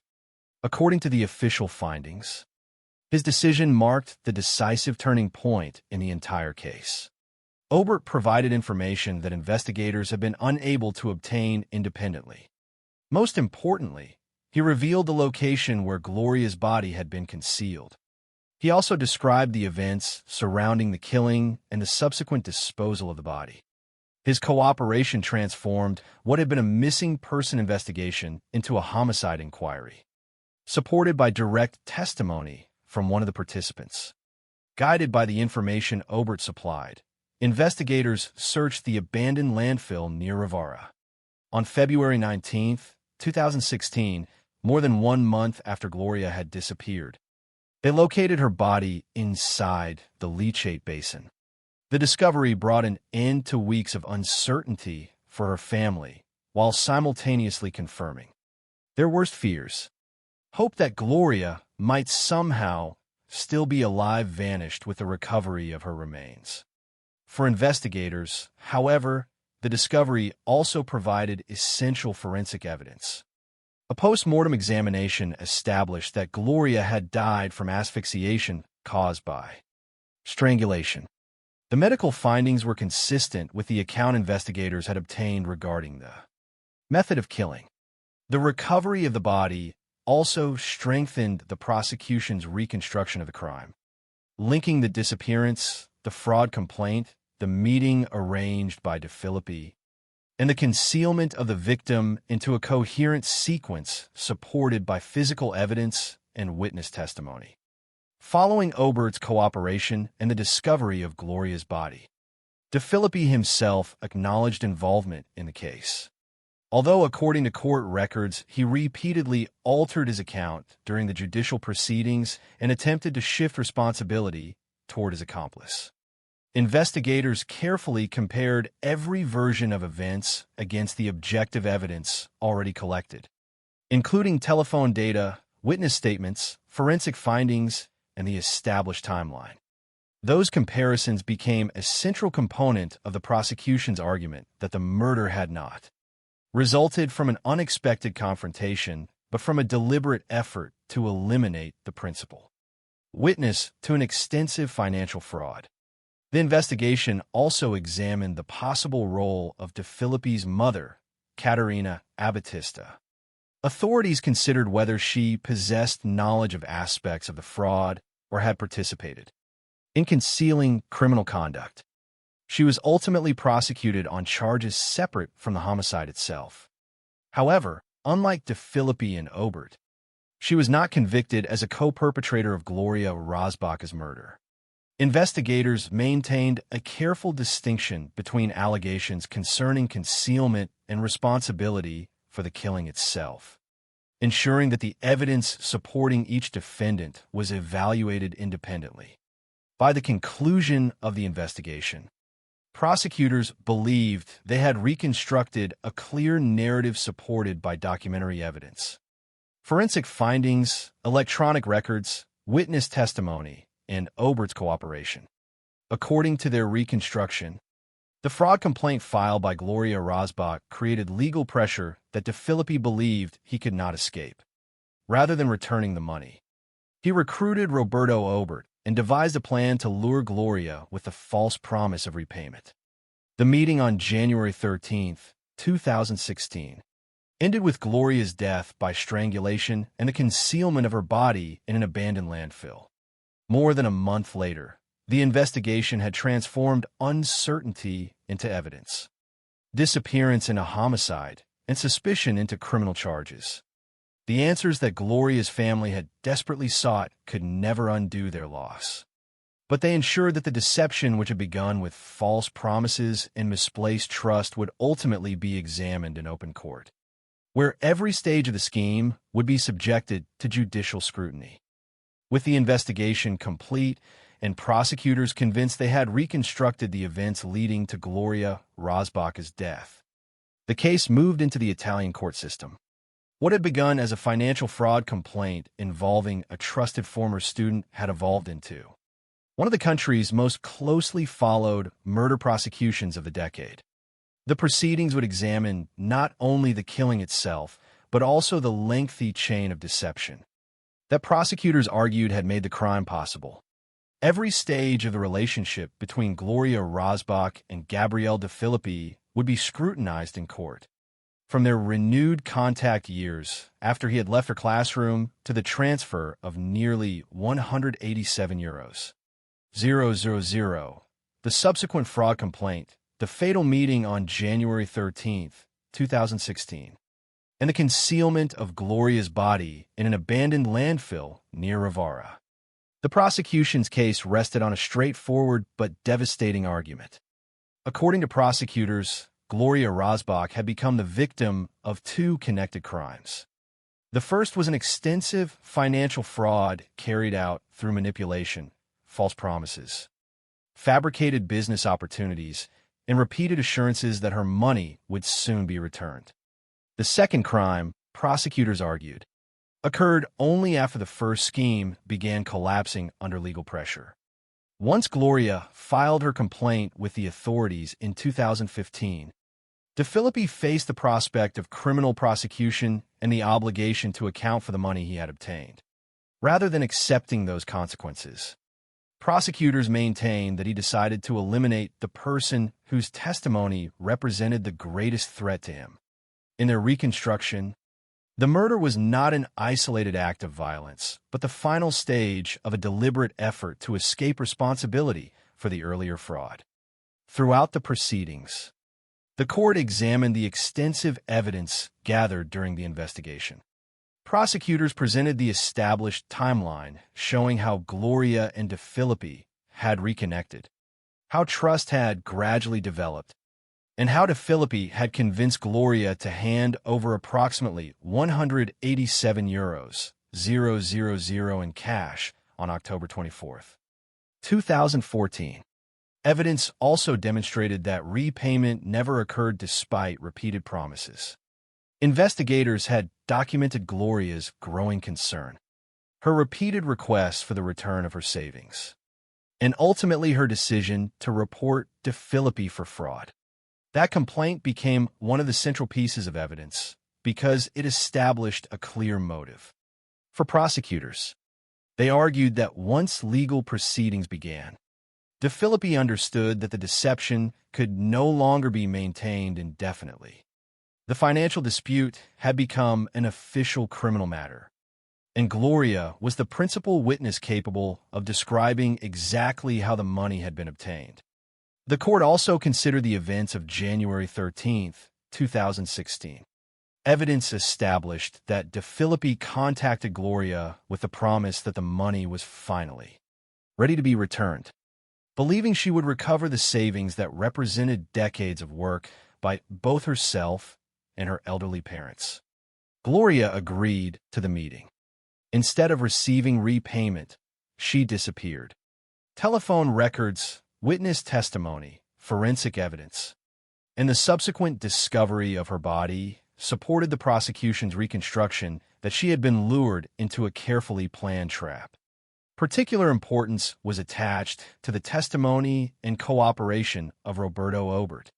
According to the evidence presented during the proceedings, Obert acknowledged his participation in the events surrounding Gloria's death and provided investigators with information that ultimately led to the recovery of her body on February 19, 2016.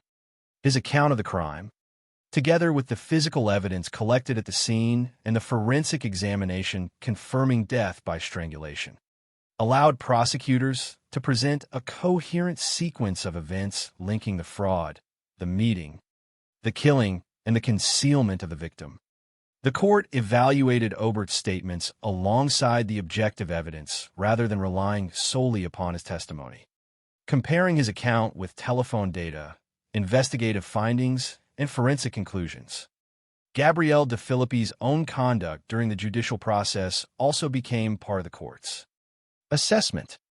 According to the case record, he admitted involvement in the case, but repeatedly altered his version of events throughout the proceedings and attempted to assign greater responsibility to Roberto Obert. Those changing explanations were carefully examined alongside the evidence collected during the investigation, rather than accepting individual statements in isolation. The court compared every version against independently verified facts. Prosecutors argued that the repeated inconsistencies reflected an effort to reduce his own responsibility despite the substantial evidence establishing his central role in both the fraud and the murder. Another aspect of the proceedings involved Caterina Abatista, De Filippi's mother. Investigators had examined whether she possessed knowledge of the fraudulent activities or had participated in concealing criminal conduct connected to the case. She was prosecuted in relation to allegations separate from the homicide itself. However, the court distinguished her legal position from that of the two men accused of carrying out the murder. She was not convicted as a co-perpetrator of Gloria Rozbach's killing, reflecting the court's determination that her criminal responsibility differed from that assigned to De Filippi and Obert. This distinction underscored an important principle throughout the proceedings. Each defendant's actions had to be evaluated individually according to the evidence presented against them rather than by association alone. Throughout the trial, prosecutors consistently returned to the central theme of betrayal. Gloria Rozbach had not been selected at random. She had been chosen because she trusted someone she believed she knew. De Filippi had once been her student, a relationship that naturally carried expectations of respect and gratitude rather than deception. According to prosecutors, he deliberately exploited that history to obtain control of her family's savings before ultimately deciding that her continued existence threatened his ability to escape legal consequences. The court therefore considered not only the physical act of murder, but also the extended period of psychological manipulation that preceded it. The evidence demonstrated that the homicide could not be understood separately from the fraudulent scheme that came before it. The murder, prosecutors argued successfully, was intended to silence the victim of that fraud and prevent further legal accountability. In 2017, the court delivered its judgment. Gabrielle De Filippi was convicted and sentenced to 30 years imprisonment for his role as the principal offender in the crimes against Gloria Rozbach. The sentence reflected the court's conclusion that he had orchestrated the deception, obtained the money through fraudulent means, and played the leading role in the plan that resulted in Gloria's death. Roberto Obert was also convicted for his participation in the murder and the concealment of Gloria's body. He initially received a sentence of 19 years imprisonment. During the appellate process, however, that sentence was reduced to 18 years and 9 months, taking into account his cooperation with investigators, including the information that led authorities to Gloria's body and helped reconstruct the crime. While the reduction acknowledged his assistance during the investigation, it did not diminish the court's finding that he had actively participated in the events leading to Gloria's death. The legal proceedings did not end with the initial verdicts. As is common in major criminal cases, the convictions proceeded through the Italian appellate system. Appeals allowed higher courts to examine both the factual and legal foundations of the judgments, while ensuring that procedural safeguards had been respected. After reviewing the case, Italy's Court of Cassation, the country's highest court for criminal matters, issued its final decision on December 18, 2019. The court upheld the convictions, confirming the sentences imposed on Gabriele De Filippi and Roberto Obert. With that decision, years of judicial proceedings reached their conclusion, and the findings established during the investigation became final under Italian law. Although the legal process had ended, the verdicts could never restore what Gloria Rozbach's family had lost. The courtroom established criminal responsibility, imposed punishment, and confirmed the sequence of events supported by the evidence. But no judicial decision could reverse the consequences of the deception that had begun years earlier. The money accumulated through decades of careful work had disappeared. More importantly, the life of a respected teacher, devoted daughter, and trusted member of her community had been taken through an act that prosecutors described as both calculated and motivated by self-preservation. The trial, therefore, served not only to determine guilt, but also to publicly document how an apparently ordinary relationship between a teacher and a former student had gradually transformed into one of Italy's most disturbing examples of financial manipulation culminating in premeditated murder. By the time the final judgment was issued in 2019, the Gloria Rozbach case had become widely recognized as a landmark example of how psychological manipulation, financial fraud, and homicide could become inseparably linked. The evidence presented before the courts demonstrated that the murder could not be understood without first understanding the deception that preceded it.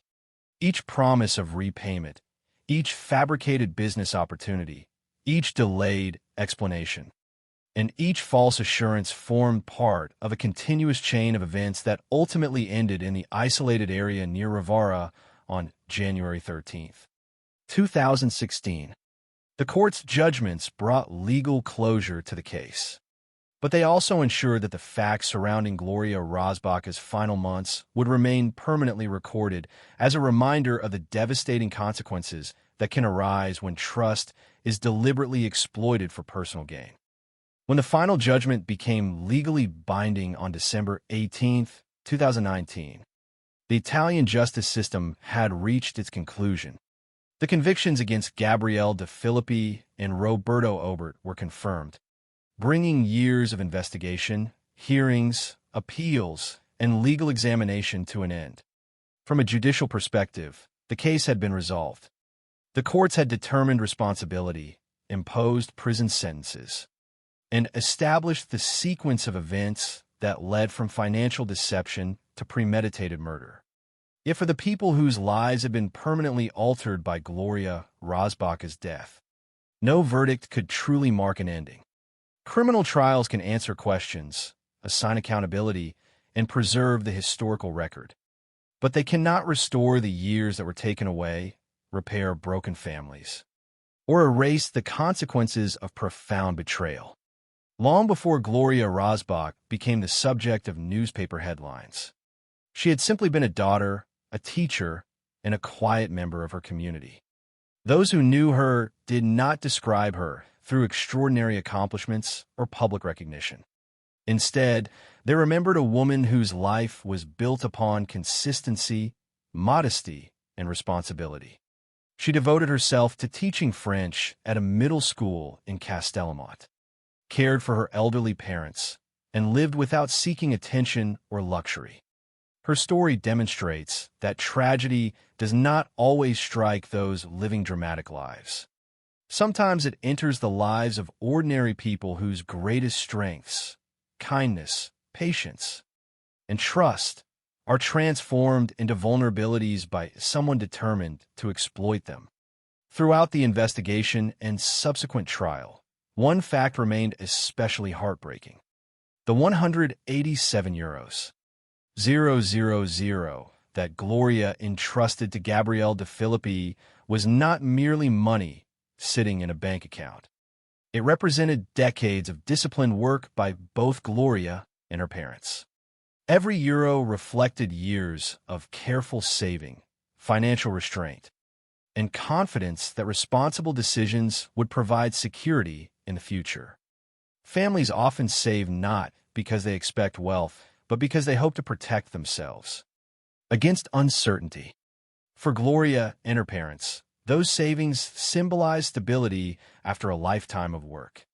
According to the evidence presented in court, that security disappeared through deception before Gloria herself lost her life.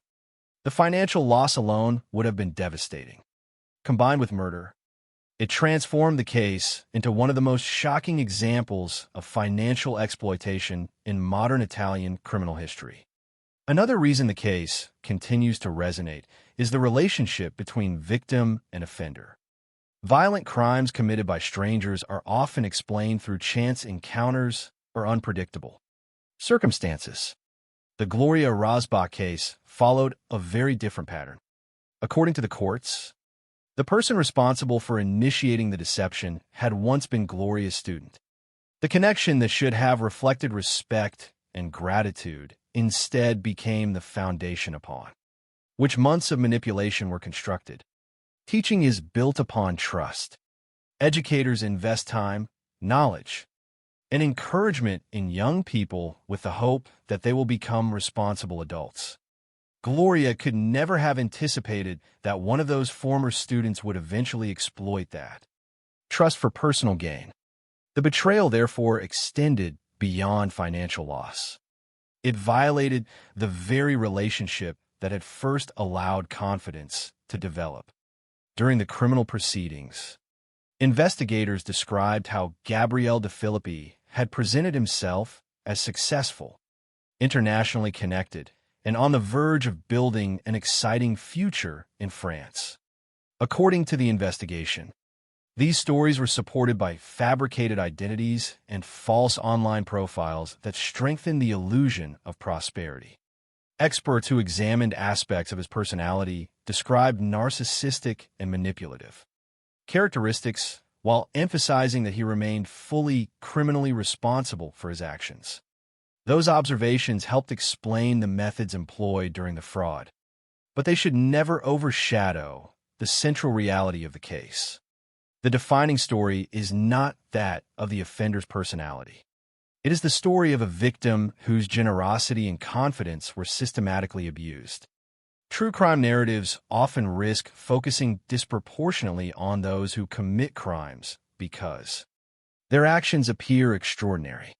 Yet the lasting significance of this case lies not in the deception itself, but in the human cost it imposed upon an innocent woman and the family who depended on her. Roberto Obert's role also illustrates the complexity that investigators sometimes encounter when reconstructing major crimes.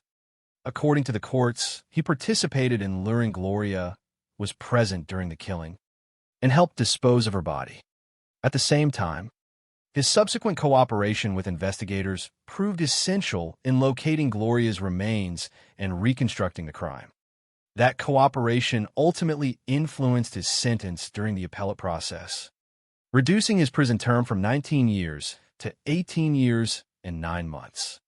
His assistance did not erase his criminal responsibility, nor did it lessen the suffering experienced by Gloria's family. Instead, it demonstrated how cooperation after a crime may assist investigators in establishing the truth while remaining entirely separate from questions of moral accountability. The investigation into Caterina Abatista, De Filippi's mother, likewise highlighted the importance of distinguishing different levels of legal responsibility. Authorities examined allegations concerning her possible knowledge of aspects of the fraud and potential involvement in concealing criminal conduct. However, the judicial process ultimately distinguished those allegations from participation in the murder itself. She was not convicted as a co-perpetrator of Gloria Rosbach's killing. This distinction reinforced a fundamental principle of criminal justice. Responsibility must always be determined according to the specific evidence relating to each individual's conduct, rather than assumptions arising from personal relationships. Beyond the courtroom, the Gloria Rosbach case prompted broader discussion throughout Italy regarding financial fraud based on psychological manipulation.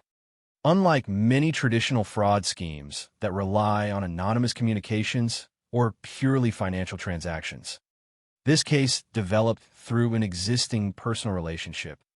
Investigators concluded that De Filippi did not immediately seek money through pressure or threats. Instead, he spent months cultivating trust, presenting false opportunities, and reinforcing confidence before requesting financial assistance. This gradual approach demonstrates why manipulation can be so difficult to recognize while it is occurring. Victims often do not respond to a single extraordinary lie. They respond to a carefully constructed pattern of familiarity in which each new claim appears, consistent with everything previously accepted as true. Once trust has been established, questioning later statements becomes emotionally difficult because doing so requires questioning the relationship itself.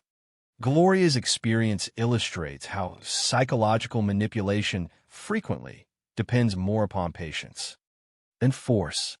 The case also serves as a reminder that financial decisions involving substantial sums of money require independent verification regardless of the personal relationship involved. Trust between family members, friends, former teachers, or former students may feel entirely natural, but genuine investment opportunities can withstand documentation, legal agreements, and independent scrutiny.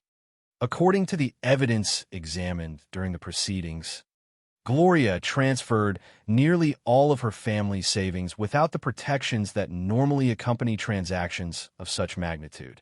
Her decision reflected confidence in someone she believed she knew rather than negligence or recklessness. Nevertheless, the devastating outcome has led many observers to emphasize the importance of verifying claims, seeking professional advice, and maintaining formal safeguards whenever significant financial assets are involved. These lessons, however, should never be interpreted as criticism of Gloria herself. Responsibility for the crime belongs entirely to those who committed it. Recognizing methods of manipulation helps prevent future victimization without diminishing compassion for those who have already suffered. Today, the Gloria Rosbach case continues to be remembered as one of Italy's most significant examples of a romance-related financial fraud that escalated into murder. It has been examined in investigative programs, documentaries, and discussions concerning criminal psychology, not because of sensational violence alone, but because it demonstrates how ordinary human qualities can be exploited by individuals willing to manipulate trust for personal gain. The progression from friendly conversations to financial deception, from false promises to legal pressure, and ultimately from fraud to homicide presents a sequence of events that remains deeply unsettling precisely because each step appeared, at least initially, so ordinary. There were no dramatic confrontations at the beginning, no immediate acts of violence, and no obvious warnings that such devastating consequences would follow. Instead, the tragedy unfolded gradually, hidden beneath everyday interactions until it was too late. Perhaps the most meaningful way to remember Gloria Rosbach is not through the manner of her death, but through the life she lived before deception entered it. She spent years educating young people, supporting her parents, living modestly, and earning the respect of colleagues and neighbors through quiet dedication rather than public acclaim. Those qualities deserve to remain at the center of her story. The criminal investigation revealed how her trust was abused, But it also revealed the extraordinary determination of investigators who patiently reconstructed months of deception.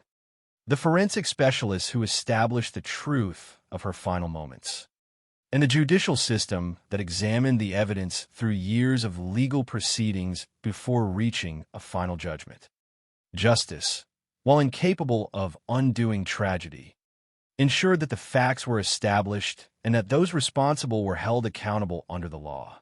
In the end, the Gloria Rozbach case is remembered not only because a murder occurred, but because it exposed the devastating consequences of calculated psychological manipulation.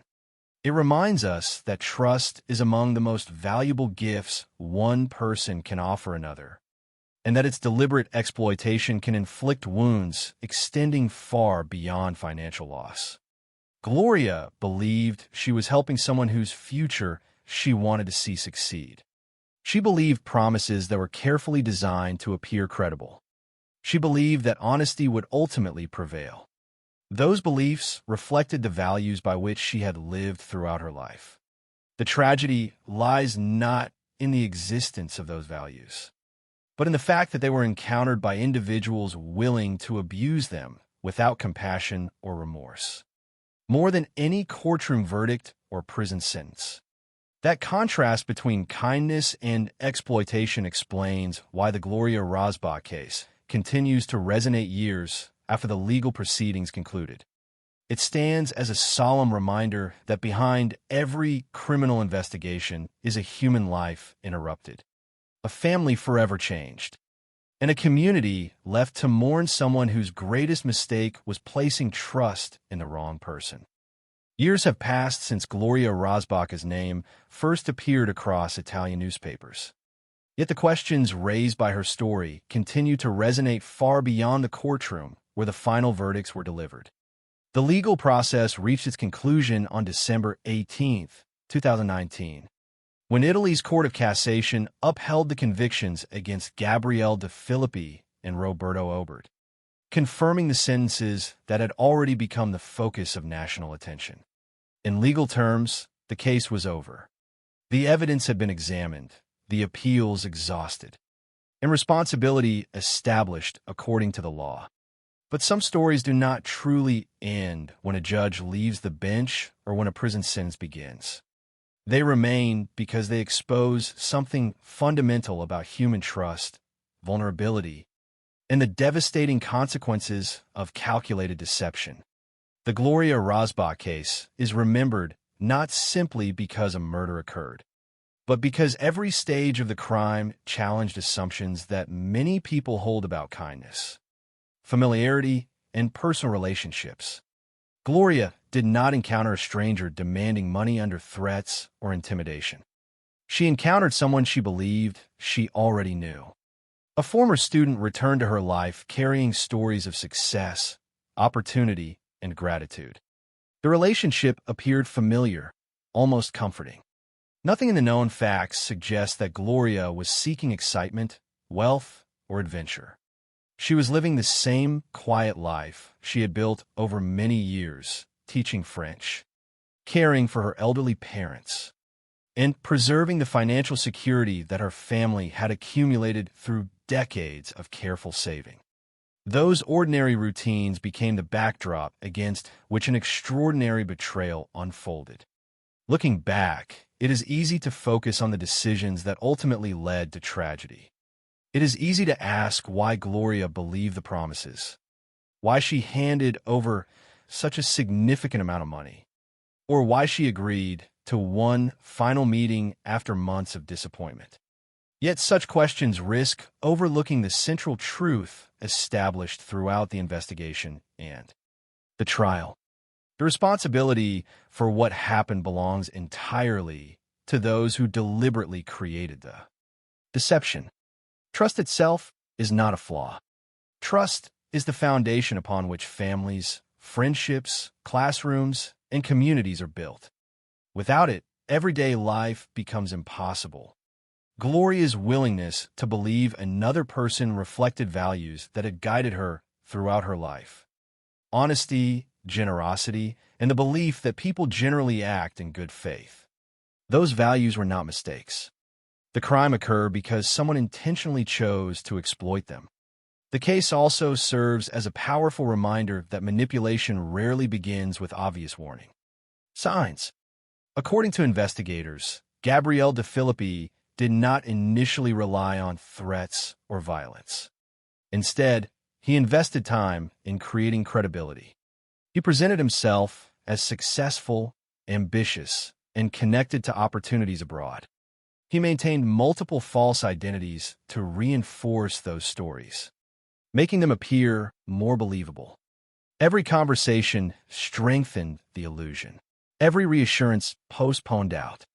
Every promise encouraged Gloria to continue believing that repayment was just around the corner. The eventual violence did not replace the deception. It became its final chapter. According to the courts, the murder occurred only after the fraudulent scheme had begun collapsing under legal scrutiny. That progression, from trust to manipulation to fraud, and finally to homicide, remains one of the most disturbing aspects of the entire case. Another enduring legacy of Gloria Rozbach's story lies in the broader conversation it inspired. Throughout Italy regarding psychological manipulation and financial exploitation, many discussions following the case focused on recognizing warning signs before deception reaches irreversible consequences, independent verification of financial claims, written agreements for substantial transactions, and professional legal or financial advice are practical safeguards that exist not because trust is undesirable, but because trust alone should never bear the weight of life-changing financial decisions. These lessons, however, should always be presented with compassion rather than judgment. Victims of sophisticated manipulation are not responsible for the crimes committed against them. Fraud succeeds precisely because it takes advantage of qualities that society normally encourages: empathy, optimism, loyalty, and the willingness to help others. Gloria's experience illustrates how even intelligent, responsible individuals can become targets when someone deliberately studies their character and patiently builds a false reality around them. The criminal proceedings also demonstrated the importance of thorough investigative work. When Gloria disappeared on January 13, 2016, her family did not know whether she had suffered an accident, chosen to leave voluntarily, or become the victim of a crime. Investigators faced uncertainty, incomplete information, and a missing person whose last known movements were initially difficult to reconstruct. Through careful examination of telephone data, witness interviews, the existing fraud complaint, forensic evidence, and ultimately Roberto Obert's cooperation, they gradually transformed uncertainty into established fact. The discovery of Gloria's body on February 19, 2016, ended weeks of agonizing uncertainty while providing the forensic evidence necessary to confirm what had happened. The investigation stands as a reminder that successful criminal inquiries often depend less on dramatic breakthroughs than on patient analysis, consistency, and the careful comparison of every available piece of evidence. In the years since the verdicts became final, the Gloria Rozbach case has continued to appear in documentaries, investigative television programs, and discussions concerning criminal psychology. It is frequently cited as one of Italy's most significant examples of a financial deception that escalated into murder during the 2010s. Yet beyond the headlines and courtroom summaries, there remains a quieter story that deserves equal attention. Before she became the victim in a nationally known criminal case, Gloria Rozbach spent decades shaping young lives inside a classroom. She invested her time in education, maintained close ties with her parents, and built a life defined by modesty rather than recognition. Those achievements may not attract sensational headlines, but they represent the life that existed long before the crime overshadowed it. Remembering Gloria only through the circumstances of her death would risk allowing the perpetrators to define her legacy. Instead, her story should also be remembered through the values that characterize the many years she spent contributing to her community. Perhaps that is the most enduring lesson of this case. Criminal investigations naturally concentrate on the actions of offenders because understanding those actions is essential to achieving justice. Yet justice is ultimately pursued on behalf of victims whose lives possessed meaning long before violence entered them. Gloria Rosbach was not simply evidence in a courtroom or a name in legal documents. She was a daughter trusted by her parents to safeguard their future, a teacher respected by colleagues and students, and a woman whose quiet routines reflected decades of responsibility and care. Those ordinary qualities deserve to remain at the heart of her story. As this case fades further into history, the legal judgments will continue to stand as permanent records of accountability, but they should also serve another purpose. They remind us that deception often wears the appearance of familiarity, that manipulation frequently succeeds through patience rather than force, and that protecting ourselves through careful verification does not diminish compassion or kindness. Most importantly, they remind us that every true crime story begins not with a criminal, but with an ordinary human life that deserved to continue. Gloria Rosbach's life was built upon trust, dedication, and responsibility. Those who exploited that trust have been held accountable under the law. But the memory that remains belongs not to the deception that ended her life, but to the quiet dignity with which she lived it. That, more than any courtroom verdict, is the legacy worth carrying forward. Several years after the legal proceedings concluded, the Gloria Rosbach case continues to occupy a distinct place in discussions of modern Italian true crime, not because it introduced an unfamiliar form of violence, but because it demonstrated how easily violence can emerge from an ordinary relationship built on trust. The facts established during the investigation remain unchanged.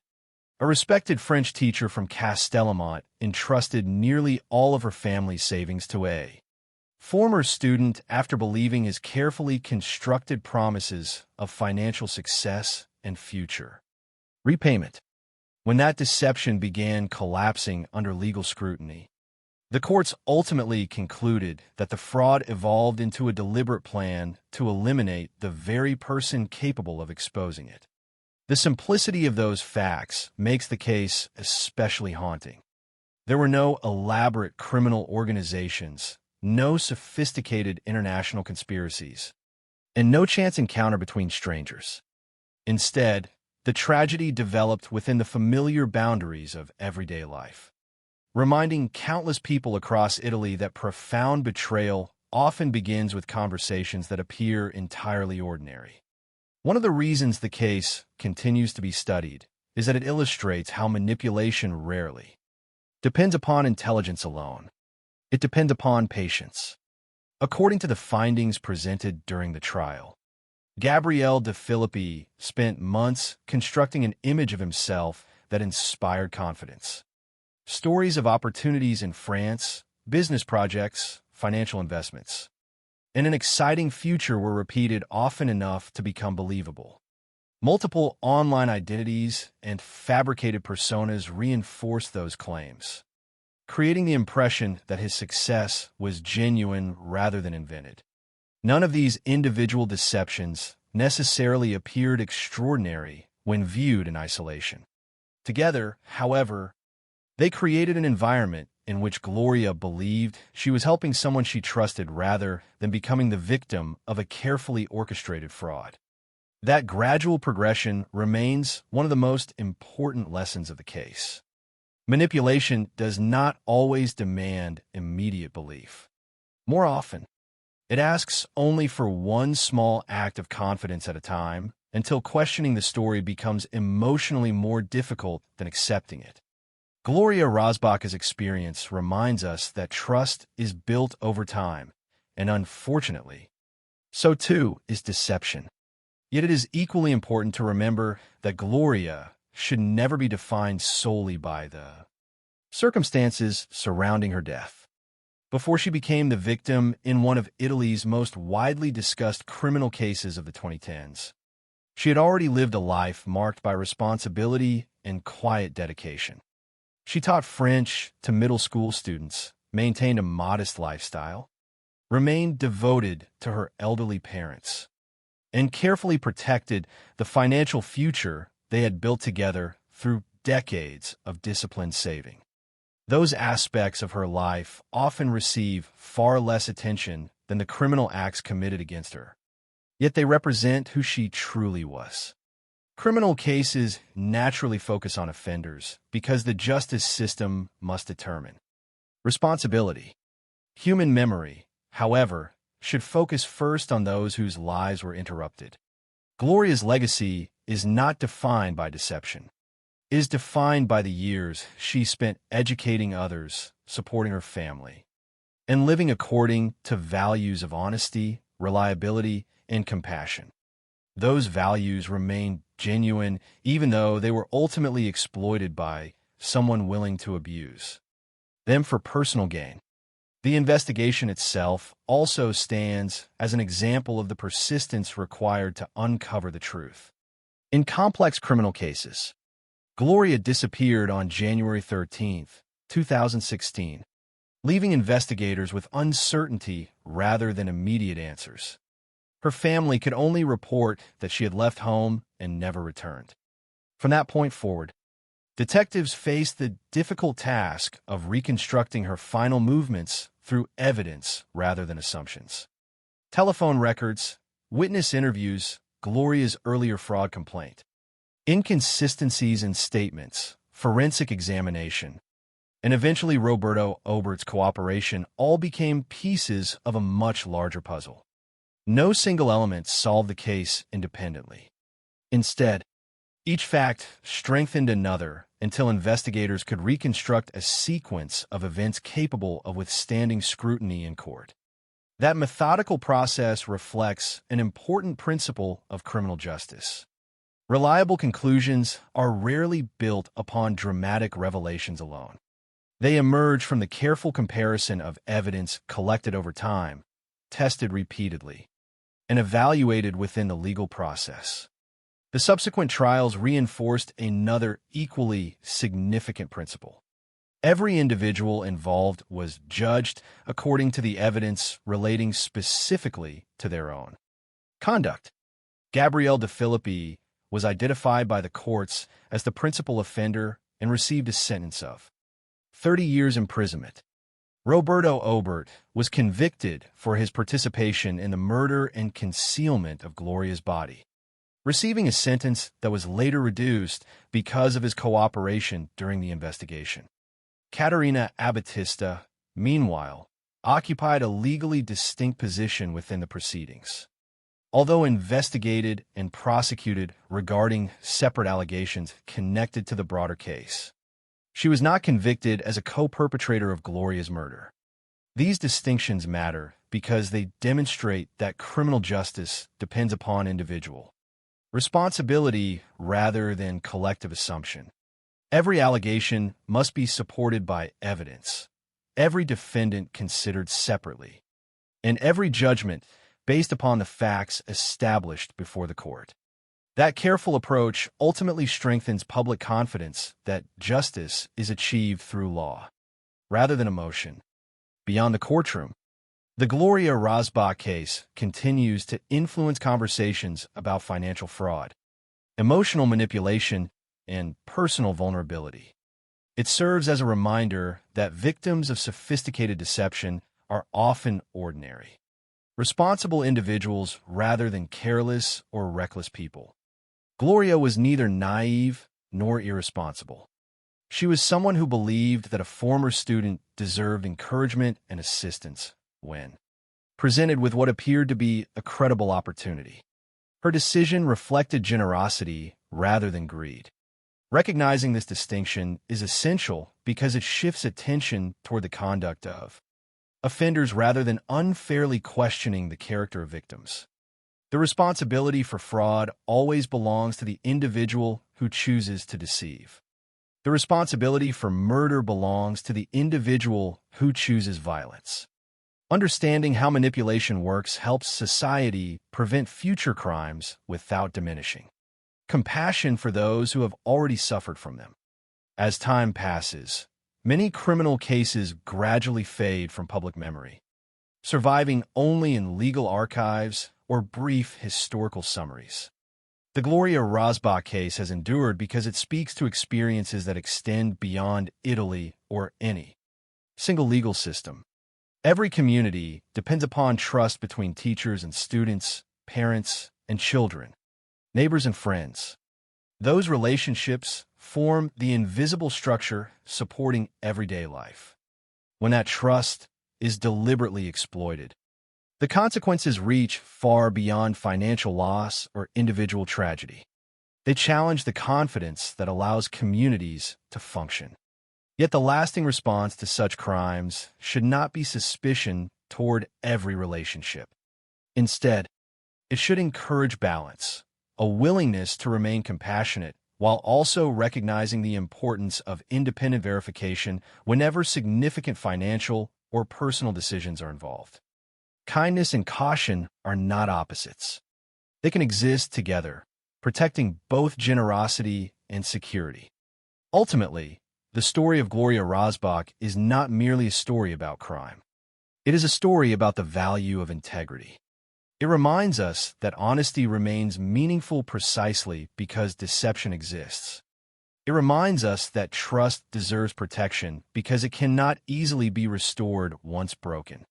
Most importantly, it reminds us that every victim whose name appears in court records once lived an ordinary life filled with routines, responsibilities, hopes, and relationships that mattered deeply to the people around them.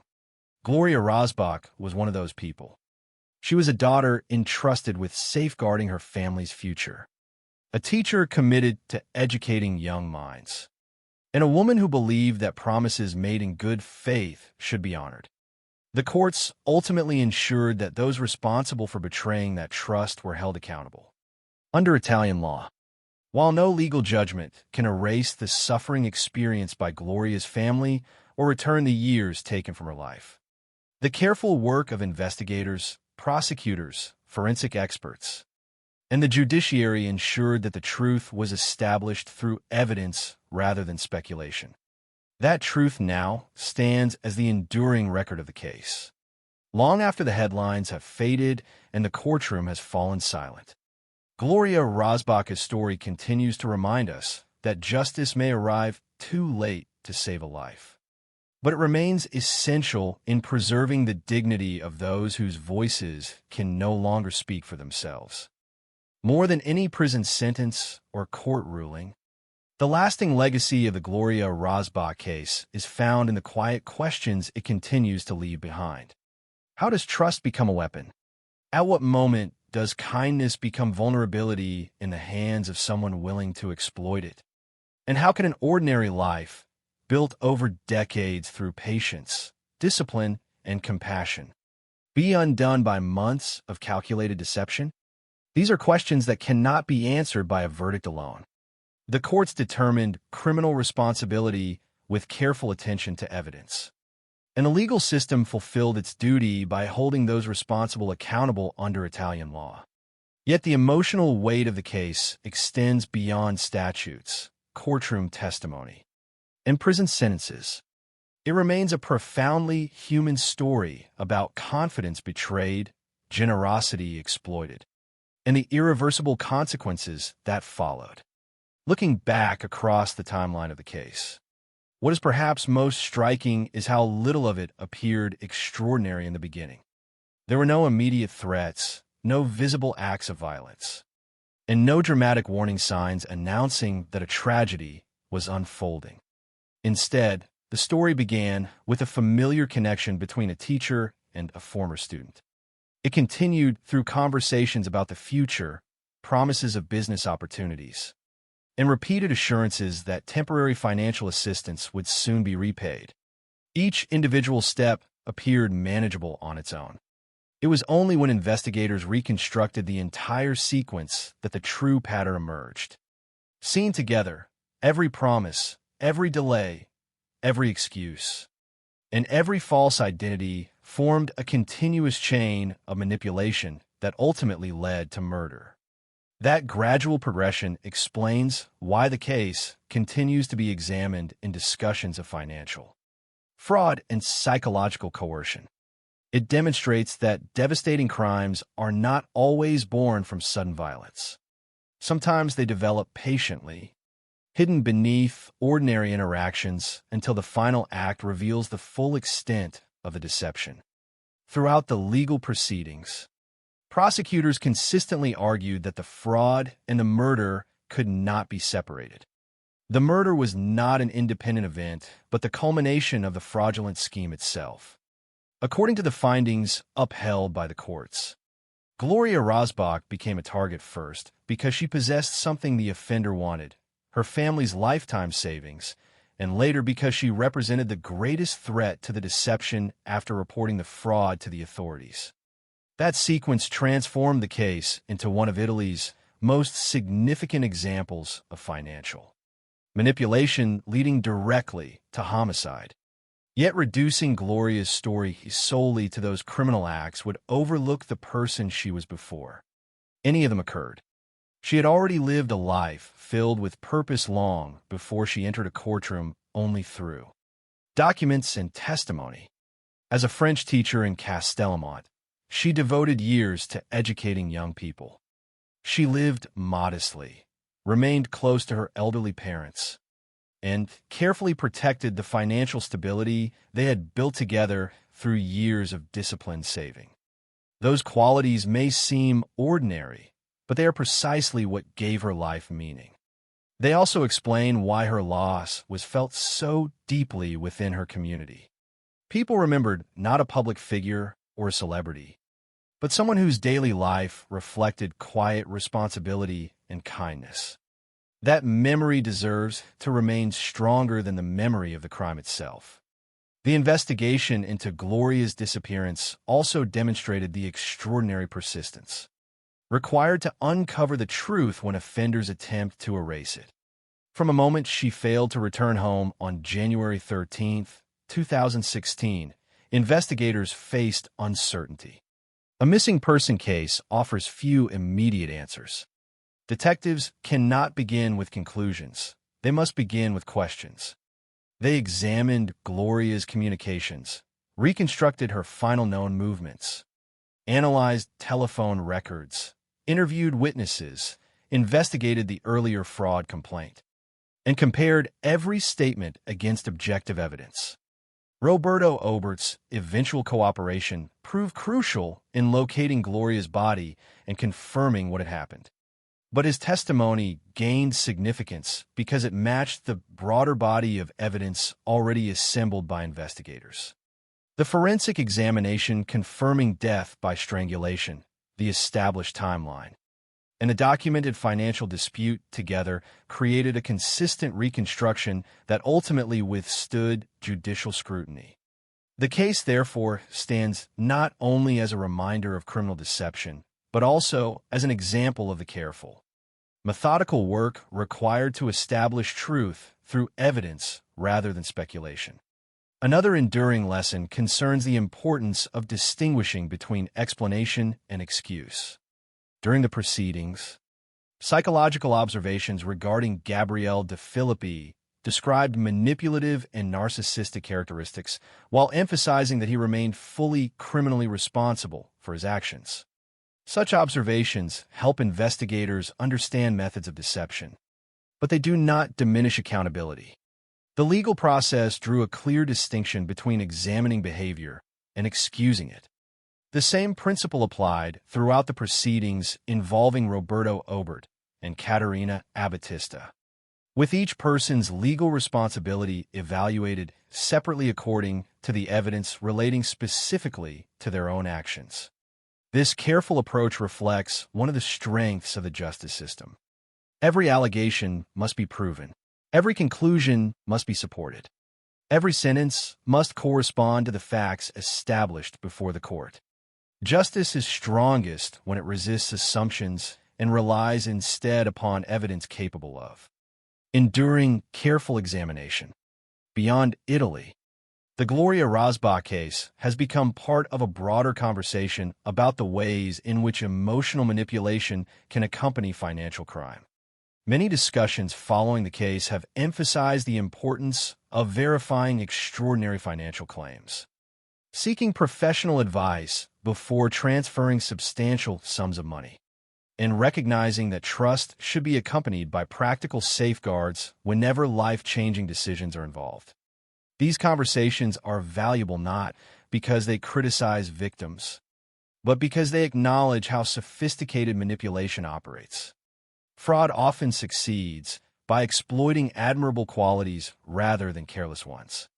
Compassion, optimism, loyalty, and the willingness to help others are strengths in ordinary human relationships. The tragedy occurs when those strengths are intentionally exploited by individuals who view trust not as something to honor, but as something to use. Remembering that distinction is essential.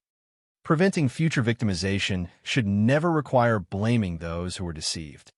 Responsibility always remains with those who choose dishonesty and violence.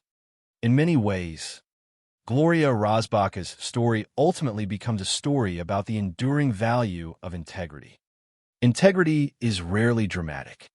It appears in the quiet routines of teaching students, supporting parents, living within one's means, and honoring commitments made to others. Those were the principles that shaped Gloria's life long before her name appeared in criminal investigations or courtroom records. The individuals responsible for deceiving her sought financial gain and personal protection through lies. But the legal process ensured that those lies did not become the permanent version of history. Instead, investigators reconstructed the facts, prosecutors presented them before the courts, and judges preserved them through legally binding decisions. Truth, although delayed, ultimately prevailed over deception. That outcome cannot erase the suffering experienced by Gloria's family, nor can it restore the years that were taken from her. What it can do is ensure that her story is remembered accurately and that the dignity of her life is preserved through an honest account of what happened. As listeners reach the end of this case, it is worth remembering that true crime is never simply about solving mysteries or identifying offenders. At its best, it reminds us that every investigation begins because an ordinary person's life has been interrupted. Behind every case number, every piece of forensic evidence, and every courtroom transcript stands a human being who once laughed with family, worked alongside colleagues, planned for the future, and expected tomorrow to resemble yesterday. Gloria Rozbach was one of those people. She believed in the value of education, devoted herself to her family, and trusted someone who deliberately chose to abuse that trust. The courts have spoken, the appeals have ended, and the legal record is complete. What remains now is memory. Not the memory of manipulation or violence, but the memory of a woman whose quiet life reflected decency, responsibility, and compassion. Those qualities were never defeated by the crime committed against her. They continue to define who Gloria Rozbach was. Long after the voices inside the courtroom have fallen silent, and long after the headlines have disappeared from public view, her story endures because it reminds us that justice is not measured solely by punishment, but also by the commitment to remember victims as complete human beings whose lives mattered before they ever became part of a criminal case.